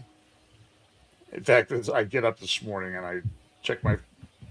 I did the most important thing. I checked my Facebook Messenger. Somebody says, I was going to go to El Paso to see my son, but the airport shut down. I'm like, were they not having a storm, are they? And so there was a drone incursion from Mexico. And the initial reports was El Paso airspace in that area is going to be shut down for 10 days. Because of these cartel drones that were coming in. Now they got it fixed. Now, of course, everybody says, oh, this was made up by the Trump administration to distract us from something else, which is par for the course. So I thought it was UFOs. That's why they shut it down, but I could be wrong. Oh, I didn't get that conspiracy theory. I'm one conspiracy theory behind you, Pete. So no, it was some kind of distraction or something, and there's no way they could disable the drones and everything. I don't know. It's a very strange world. Let's just shift gears over to Middle East. What do you think's going to happen? I mean, Bibi was at the White House today talking to Trump. I think they'll strike. I think they got the Abraham USS Abraham Lincoln battle group moving in position. A second carrier coming in. I don't think they could, even like a month ago, they couldn't strike without the fear of. I don't think that the real fear was them striking Israel, even though they threatened to do that, because they've already done that before, and it came to nothing. So I think the real fear was them hitting the eastern side of the Saudi Arabian Peninsula, is where all the refineries are, and that would have crippled the oil, market throughout the world. I mean, we'd be looking at $10 a gallon easy if they were able even to launch a dozen of those rockets into the major petroleum facilities they have there south of Riyadh. So I think that was So, the major concern. so do you think that's why the Saudis shifted? Yeah, Because the well, Saudis were kind of like, "Hey, don't use our airspace. No, we want this to happen." Then something happened that the Saudis kind of said, "Well, we're kind of on board with this." I think they were looking to get all their assets in place before they do a strike, in the fear that the IRGC would launch a counter strike against the oil fields there. So now that they have those assets are almost in place, I do think that there's been 30,000 deaths over there. The Real is completely tanked. They're out of water. They're out of food. I mean, they've cut all the hardline internet lines into the country, in and out of the country. So something will have to give. It's not. I don't think it's going to keep going on. It's hard to say what the day after the Ayatollah looks like. I think it could be a very big mess, and I'm concerned that Turkey's sitting there kind of salivating over what they're going to do to pick up the pieces. But yeah, it's worth saying that we should be praying for Iran right now, and a lot of new believers there. Its faith are being tested quite a bit, but I think that it's going to be, I think, very what I kind of imagine is Iran can't be that weakened, otherwise it wouldn't be able to form in the alliance of the Ezekiel 38 war. So if it's destroyed, how can you account for them joining the coalition? I don't think there's it's got to be something that Yeah. survives Now, there was one report coming out that Trump and Syria and Turkey had kind of worked out a deal that Turkey would come in to kind of take it over and manage it. Which is kind of an if you believe Daniel 8's kind of future, that's kind of an interesting potential bringing that into play. It's a very interesting time. I think, in the next 2 weeks, a lot of our timelines and charts could change, I think. even that is accelerating. And It would we'll have get, said, next 2 years. Now we're down to weeks or days now. It's crazy. Here's an interesting question. If Trump was responsible, and he was, for creating this peace board that at the World Economic Forum meeting, and he never said in the charter that they would be concerned specifically with one country or not. However, they've already formed a committee to take over Gaza, the peace board. And this was viewed as kind of an alternative to the United Nations at this point, because the United Nations was supposed to do that, keep the peace around the world for decades and decades and decades. Well, they're not doing it. They've never done it. So Trump took the mantle upon himself, and all of a sudden we have the peace board. Do you think there's any possibility that they're eyeing Iran after an invasion type of a situation where maybe the peace board will be asserting themselves over the affairs of Iran, possibly, in the same way that they're doing it in Gaza? so today, or this week, a couple things have happened at the UN. Gettr came out and said, we're out of money. We're going under. Mm-hmm. Today, he came out and praised the 47th anniversary of the revolution in 1979 to create the Islamic Republic of Iran, when these guys have just killed, by all accounts, maybe 100,000 people in the last month. And so part of me says maybe the UN needs to go away, but then I also have an eschatology, and I'm thinking it's a paradox. We want peace, but peace might not lead to something all that great. I think the Board of Peace will be like, it will replace the UN in the sense that you have actual movers and shakers with the means to enact change rather than just sit around and debate about it like they do at the United Nations. I think that's the downfall of the United Nations, is it's been this debate club for the last, since 44, 45. And all the things that it could have done, it hasn't, and it's not able to because of how bureaucratic it's become. So now this Board of Peace is going to kind of serve as the alternative. Hey, if there's something that actually happens, we have the actual people that can make it happen. We can make change happen. We're not going to sit around and talk about it all day.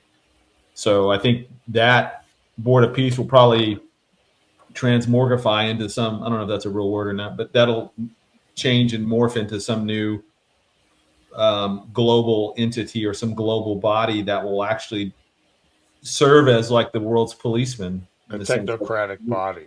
Yeah. And the same could be said of talking about eclipse. I think the World Economic Forum is eclipsing right now. So I don't think it has the power and thought leadership anymore. I think it's been moved over to the technocrats. Patrick, what do you think?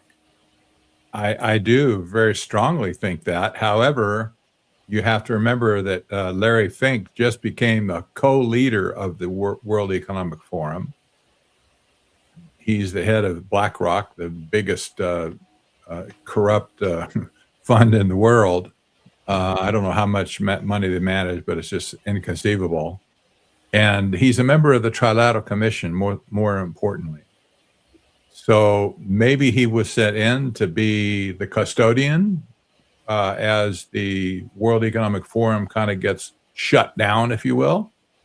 Perhaps that's his role. But at this point, obviously, the World Economic Forum, Trump basically came in and said, "You guys are toast."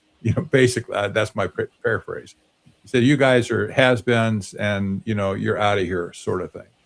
Well, this was the end of the old world order, in my opinion, the end of the old world order.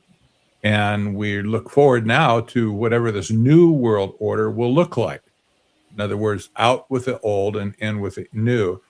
This, by the way, was exactly what Zbigniew Brzezinski predicted when he wrote his book, Between Two Ages, America's Role in the Technotronic Era. It wasn't about 2 ages, it was about 3. You have to do the math. There was the old world as behind from the 40s, 50s, and 60s. Then there was a current age that we've been in for all these years. Now that this current age is being done away with, and now we're entering the technotronic era. That was his prediction. I think it was very astute. I didn't agree with any. I thought he was an evil man, but he was very astute on his analysis going forward. Exactly. We see all the steps along the way, how they've done it. So if that theory holds true, we can't judge future actions based on the old world order at this point. That won't get you anywhere at this point. So looking to the future is really risky, and it's really difficult to try and make sense of stuff. They have an idea in their mind what they want to do. Obviously, they're doing it, but they haven't that shared with us. But Patrick, where are the technocrats going to come from, if not from the World Economic Forum, the World Government Summit, and all these other think tanks? Because I'm looking over at Trump. It's hard to remember if we talked about this or not. I know you and Courtney and I talked about it when we were talking about your book. This Pax Silica thing that they've put in. We had Pete mentioned Pax Americana. Now they have Pax Silica, and they've got this uber, like, out of Hollywood created, Hollywood AI generated technocrat guy. What's that guy's name? Peter Thiel. No, well, he came out of Silicon Valley. He heads up the Pax Silica project at the State Department. Yeah, the State Department. Yeah. And he looks like he's out of Central Casting for the end time technocrat. And so I'm just saying is, I mean, are they just shifting the chairs around a little bit, or is it com- completely new, or it's just new that Well, we've somebody else is in in our, charge? in our lifetime, we have resistance. I just talk about the political establishment, not the people of the country, obviously. Whatever they do is not connected to us, it seems like. But the political establishment has not been concerned with building empire in the last 50 years. This is a new concept. You didn't see this happening with Reagan, with Bush, with Clinton, George W., and same thing with Obama. That's never been our goal to build empire. However, with President Trump now, it's very clearly on the drawing board with Pax Silica, because this is their way to wrap in other nations, our allies, if you will, into our net of AI and the whole stack that Pete was talking about, the data centers, the operating system, the energy generation, the applications that run on it, the basically AI applications, then the agent software that runs on top of that, the whole stack. That's the whole thing. They're offering this to any ally who would join us with this declaration. It's not a treaty at all, but it's a Pax Silica declaration that promises them to get all this we have to give them, and they have to abide by our rules to use it, and not to give it to somebody who is seen as our enemy. And so this is a way to draw these countries closer to us in a unified empire, if you will, and it's based on AI at this point. We used to think it was based on money, like the dollar. The petrodollar was recycled through the Islamic Mideast countries back to the United States. Well, that scheme is pretty much over at this point. So now America is apparently going to build empire. Greenland's part of that, maybe Canada part of it. Mexico, there's talk about taking over Mexico, Venezuela as well, and maybe Central America, who knows? But building empire seems to be on the plate now. We haven't seen this in over 50 years, probably 100 years at this point. So where does this, we have to figure, well, whatever's new coming on the scene, this is what we ought to be dealing with at this point, and I think it's very fuzzy at this point, but personally, I don't like it, but that's immaterial. I don't like a lot of things, and it's my problem, not yours, but, but, what seems to be on the drawing board at this point is all this talk about empire building. And this may be the shape of the new world order, the new world order, if you will. I was just thinking, Patrick, that something, as I look back on Musk, I think where technocracy really got real in the real world was when that moment that Elon said, "Why do all cars have to be made in Detroit?" And I'll never forget what he said. I'll paraphrase. He said, "We can build a better car in Silicon Valley, period." And he did. And by breaking through this previous frozen mindset structure, the technocrats realized, oh my goodness, it worked. And now all holds were removed and all the technocrats leaked out, like you've always said, and began to really get aggressive, with their technical implementations. But I think Elon was the spark when he came out with the Tesla electric roadster what was that, 20 years ago? Yeah. So Yeah, I think definitely. fired up now. We got to move now. I could just see the boardroom conversations that were occurring back in those days. But I think that the old systems, the WHO, the WEF, NATO, all of those are just so, they're dinosaurs today, just literally. And they inhibit the velocity that the technocrats can achieve.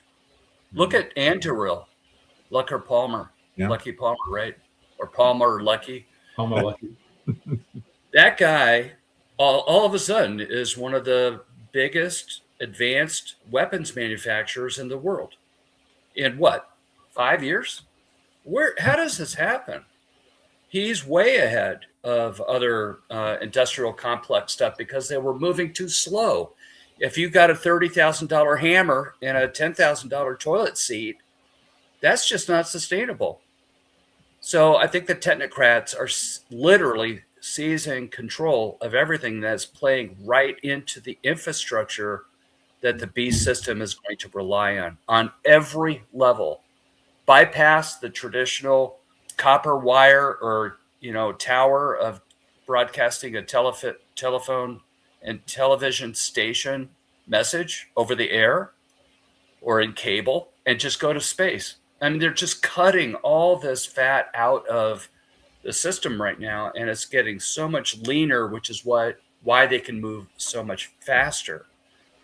And when you see Elon merging XAI with SpaceX, guys, we were just talking about AI data centers and infrastructure in space.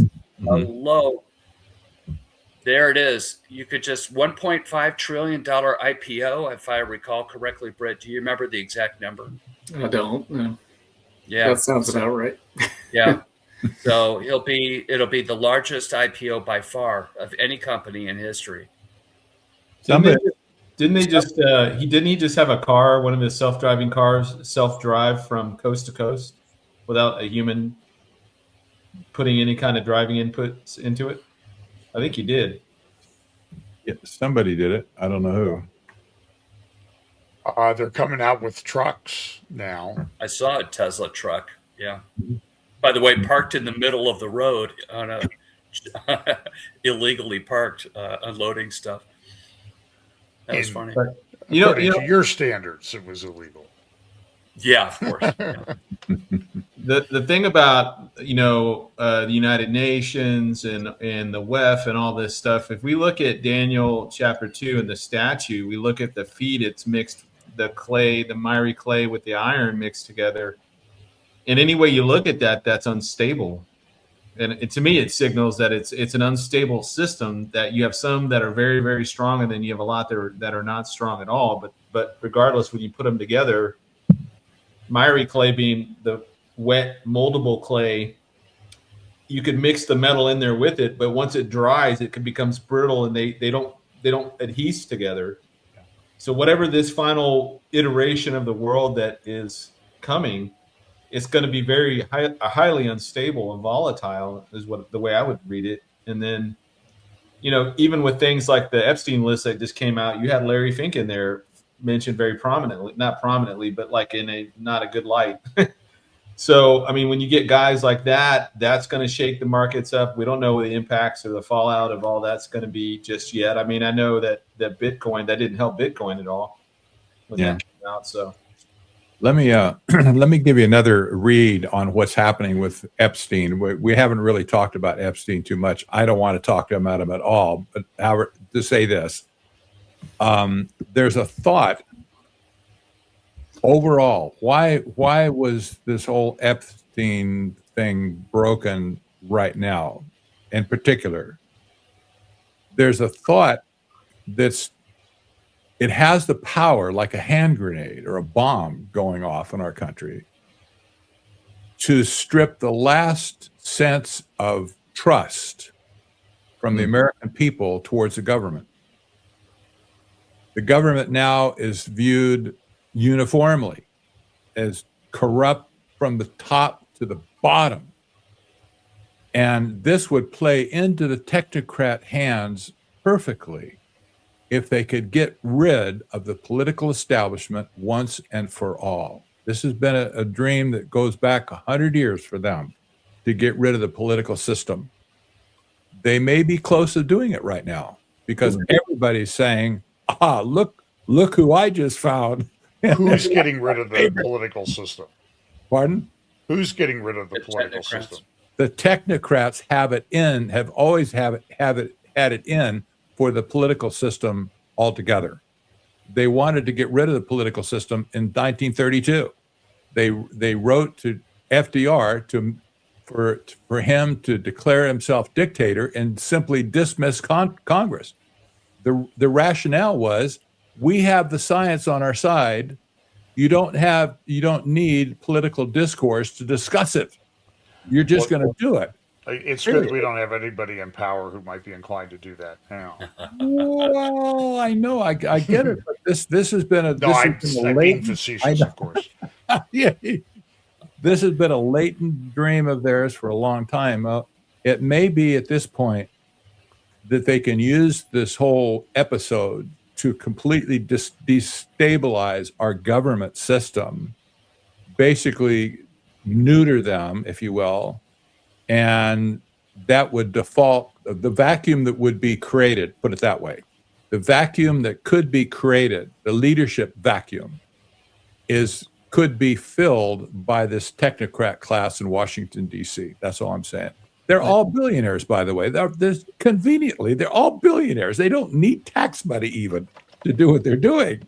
They're rich beyond your wildest imagination. I tallied up a dozen or so of these people's wealth, well over $1 trillion at this point combined, and there's more billionaires than you ever saw in your life. They're all in Washington, D.C. They're all marching to this technocratic takeover, like Peter Thiel, Elon Musk, etc. Jacob Hellberg, that's the guy from Tech Silicon. Yeah. Dark MAGA. Dark MAGA, dark enlightenment. Exactly. Dark enlightenment. Well, I mean, so well, certainly the Epstein files appear to give you something to go after everybody. Yeah, I still hold to my view that Trump, though, I don't know why he was reluctant to release other than he knew it was going to be this giant political hand grenade. But I don't think he knows that he's not implicated in there anywhere in the negative light, because Epstein didn't like him. We know that Trump banned him from his club and tried to get him arrested back in like 2011 or 2012, or maybe earlier than that. So Epstein was working with other folks to try and take Trump down.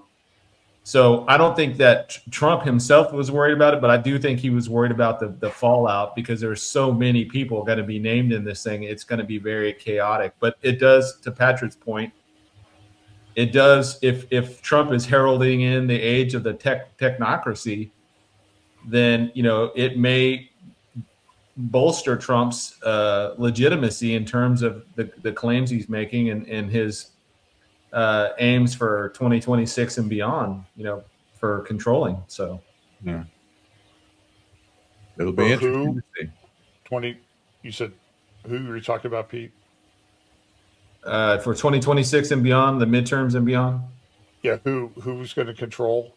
Oh, I think this lends credence to Trump's need to. He knows that if he hands the system back to the Democrats in another election that they rig or whatever, the country's done, like DOA. So I don't think he's going to allow that to happen. But something like this coming out with the Epstein files and the number of Democrats that are going to be implicated in all this, Hakeem Jeffries, all these guys were on the take from Epstein.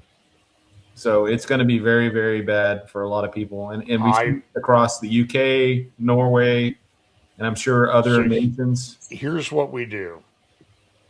This will be the first trial by AI. Get it over with. That's not going to happen. My prediction is I'll be surprised if anybody goes to jail. That hasn't happened yet. Yeah. Well, look, I mean, there was so in the hearing with Pam Bondi this morning or today, she was being excoriated by Thomas Massey because, in these millions of pages of documents, one document was released that had a list of victims' names. And what Massey said tells you everything you need to know about that, I think. People were calling the victims and they don't want to be involved. And I'm just telling you, without a victim on that, you don't have any crime to prosecute. Yeah. That's what's going to happen. And look, Jose Maxwell was there the other day. She pled the fifth, which is her right. Bill and Hillary Clinton are coming in to testify. They're going to plead the Fifth Amendment all day long. Les Wexner's coming in. I know his attorneys. I'm pretty sure he's going to be pleading the fifth. He's got the speech already prepared. And that's his right to do that. But how do you prosecute? That's the problem. How do you prosecute it? That's the thing. And there were 6 million. Well, there's 3 million released. There's 3 million to go. And I'm telling you, I've been in cases where there's that many documents, and it's an unbelievable task to go through them and try to make the connections. You might be able to do it with AI, but it's a Herculean task. Yeah. And now they've been sitting around there for 20 years with some of this stuff. Yeah. So I don't know. I'm not optimistic that anything's it's just going to be political fodder for, running down people and getting them out of power. Yeah, and if Trump was in there in any negative light, they would have used it. I mean, they've already they brought up 30 different charges against him, lawsuits. They've impeached him a number of times, 2 assassination attempts. I mean, if they had dirt on him, they absolutely would have used it to stop him from running this time for sure. So I don't think they knew there was anything in there that implicates him in a negative light. But I think Trump knew the political fallout from a lot of the movers and shakers in the world was going to be pretty significant. So I don't know. Just imagine if he can maintain the high moral ground on this whole thing. Not that he hasn't. That's not my point. But if he can maintain the moral high ground and all the corruption that's exposed with these files, top to bottom, he'll appear as perhaps the guy who says, all you people, you're so corrupt, get out of my house, period. Just away with all of you. I can almost see this coming out of his lips at some point. I would like to say that too. You people, you just made such a mess of everything, and there's no way to get back to normalcy. Just get out of our house altogether. If he can maintain that level of moral superiority, he can possibly pull it off. Yeah. Just saying. I'm not recommending it. I'm just saying. Okay. Well, look, it's 9:15, so I think we've kind of covered. Well, we haven't covered a lot tonight. That's the problem. So we'll try to do another one of these in about 4 or 5 weeks. I'll just say where I'm going to be, and then I'll give everybody a minute to kind of wrap up where they think, and then we'll wish everybody good night. First of all, we thank you for listening. Please like, share, subscribe, comment, whatever you want to do on there. Comment nicely, especially. We really enjoy those. And I'm going to be, so today's what, the 11th? So 4 weeks, I'll be at Rock Harbor Church in Bakersfield on Wednesday evening. I think I'm going to be at 412 Church in Temecula on March 8th. And let's see. Oh, in Las Vegas, March 20th to 22nd. Peter, you at that conference? Yeah. Yeah, at Harvest Life Church with Kurt Reed and Tom Hughes and I don't know who else, Billy Crone, Olivia Yeah, Melnick, maybe. Yeah. Now- So anyway, so just follow us on social media. We do thank you for listening. I've done a couple interviews this week. I'll post another one tomorrow, Friday. The one I did yesterday was just a phenomenal interview with a lady from Shiloh, Eliana Passatin. It's just one of the most fascinating interviews I've ever done. It's very biblical, and I think you would enjoy listening to it. So be sure to check that one out. And so let's go around the table. We'll start with Britt, and then we'll do Patrick, Pete, and Scott, and just take maybe a minute to wrap up what you think we ought to be looking at. Sure. I think what we're talking about, what we've been talking about, and all the signs we see, big picture, the time is short. So don't let any of this fill you with fear. We're not to live in fear, but keep your eyes fixed on Jesus. Keep your eyes fixed on what we're supposed to be doing. We're supposed to be sharing the gospel. We're supposed to be encouraging each other. So focus on reading your Bible every day, praying, living the most godly life you can, and lifting up the people around you and sharing the hope you have in Jesus Christ with every single person you meet. Because we should be filled with a sense of joy knowing Jesus is coming back, because that's what all of this tells us. We should also be filled with a sense of urgency for those who are still lost. So make sure that you're taking advantage of every opportunity you have. I really believe the time is short. Okay. You're going to Pete. Yeah, just echoing what Britt's talking about. I do think times are going to be pretty chaotic this year, and until the Lord returns, I do expect things to be increasingly unstable in every metric you can measure. But, we are not citizens of this world and this reality. Our citizenship is in heaven, and our Redeemer is coming to save us here very soon. And the Bible doesn't give us all these signs in Scripture for nothing. I think that they all point to his things that we can look at. We can't know the day or the hour, but we can definitely know the season. And we're certainly seeing the signs being fulfilled at speeds now that are, exponential in how it's hard to keep up anymore. And I know many of you out there have fatigue. I know that the draw to stay connected online is strong, especially if you don't have a good church to plug into at home. But, just continue to be salt and light in your communities, unplug every once in a while and touch grass and meet your neighbors and share the gospel with everybody you come into contact with, and just be used by the Lord and ask the Lord to be used until he comes and takes us back to be with him. So all that to say is just keep looking up. Don't lose hope. Our redemption draws nigh. Okay, Patrick. Well, reality is fleeting these days. I do believe more and more people are dumping into the AI black hole, and they're being confused all over the place with what's going on in the world. Christians should not be drawn into this whole mess. We have to maintain our sense of reality, and reality for us is based on God. That's the only sure reality that we can see in the universe. It's our touchstone. If you lose touch with that, you're going to be sucked into the black hole.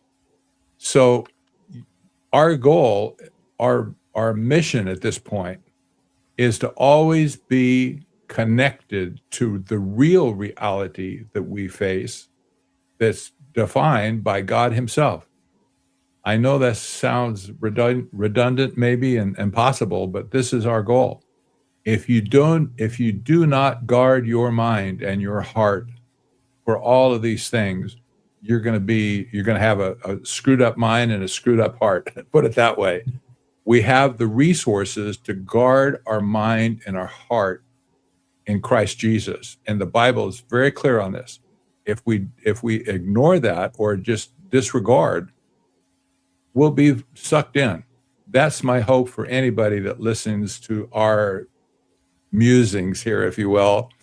We're trying to make sense out of stuff. Maybe we did, maybe we didn't. Nevertheless, our goal is corporately is to have always our hand on the touchstone of God Himself, and hopefully this will lead us forward from here. It'll make everything make sense to the people that we witness to as well, who are lost in the system at this point. They see the corruption of man. It's all over now. This gives us a great opportunity to speak to people about the one who can take care of all that stuff and who will eventually be the judge of all the corruption in the world. So that's my hope for people. Okay, Scott? This is personal, but I had a subscriber on my Substack, and I had just gotten done with one of my dev blogs, which I released on Friday night. And I made the statement in there as I was working on a new program called Bible Bench, because I want to know whether AI can be reliable in terms of retrieving scripture. And I'm finding some very interesting results there, by the way. But I made the statement that I put in I had a 7-day expenditure. I had other things I had to return to in terms of other projects. So 7 days, I worked 14-hour days for 7 days straight. And I got almost all the way done, believe it or not. So I had the subscriber basically reprimand me in a loving, Christ-honoring way to say, Scott, you should not be working on the Sabbath. Now, the Sabbath, the day of the Sabbath isn't a hill to die on for us right now. It is the principle of where are you sheltering? Where are you taking rest? And in the Watchman community, we are particularly vulnerable to device dependency and to looking at news all the time, and to, there's a fury of things that we are trying our best to stay in touch with, but it wears us out in a way that most normal people at church don't experience, right? I guess the encouragement I have is it's okay to pause and to come off the wall for a day a week and to let others, take the wall and to do their work before the Lord. And I'm trying to learn how to do this better because I'm, see the times are urgent, and I'm working as hard as I can on a number of advanced gospel initiatives right now. And it's just, I justify it in my head, yet I don't want to miss the real important message. And I am reading, by the way, in the Old Testament again. Just finished Exodus, and I'm reminded of all the commandments and all that stuff. And I commend this sister for having the bravery to speak up like that and be really direct with me. I do appreciate that. So, but that's something I'm going to pass on. Her thought-provoking thought is something that I'm deeply thinking about right now. And I encourage all of us to make sure that we're not so overwhelmed with news and with the frenzy and activity of life that we start losing emotional resiliency, so that we can succumb to flaming darts and all that other stuff. So just be careful with how we invest our time, and do your best. Okay. Okay, great. Thanks, everybody. I'll just say I was talking to my wife before I came down that maybe we need a new beatitude that blessed are the aged, for they shall soon see God. I thought the blessed of the ages was we had to take naps at 2 p.m. I thought that was the blessing. Well, I talk a lot about this stuff. I'm not really that stressed out, to be honest with you, but we know, John. It's crazy though what's going on. I mean, it's just it could really get to you. It really could get to you. Yeah. So anyway, everybody, thank you so much for listening, guys. We may try to do this. I'll be in California March 11th, but maybe March 18th. If you guys check your calendar, get back to me if that's okay. We'll do this again. I think people kind of like a regular rotation here. So everybody, thank you. Good night. God bless. And we'll see you next time. God bless. Bye now.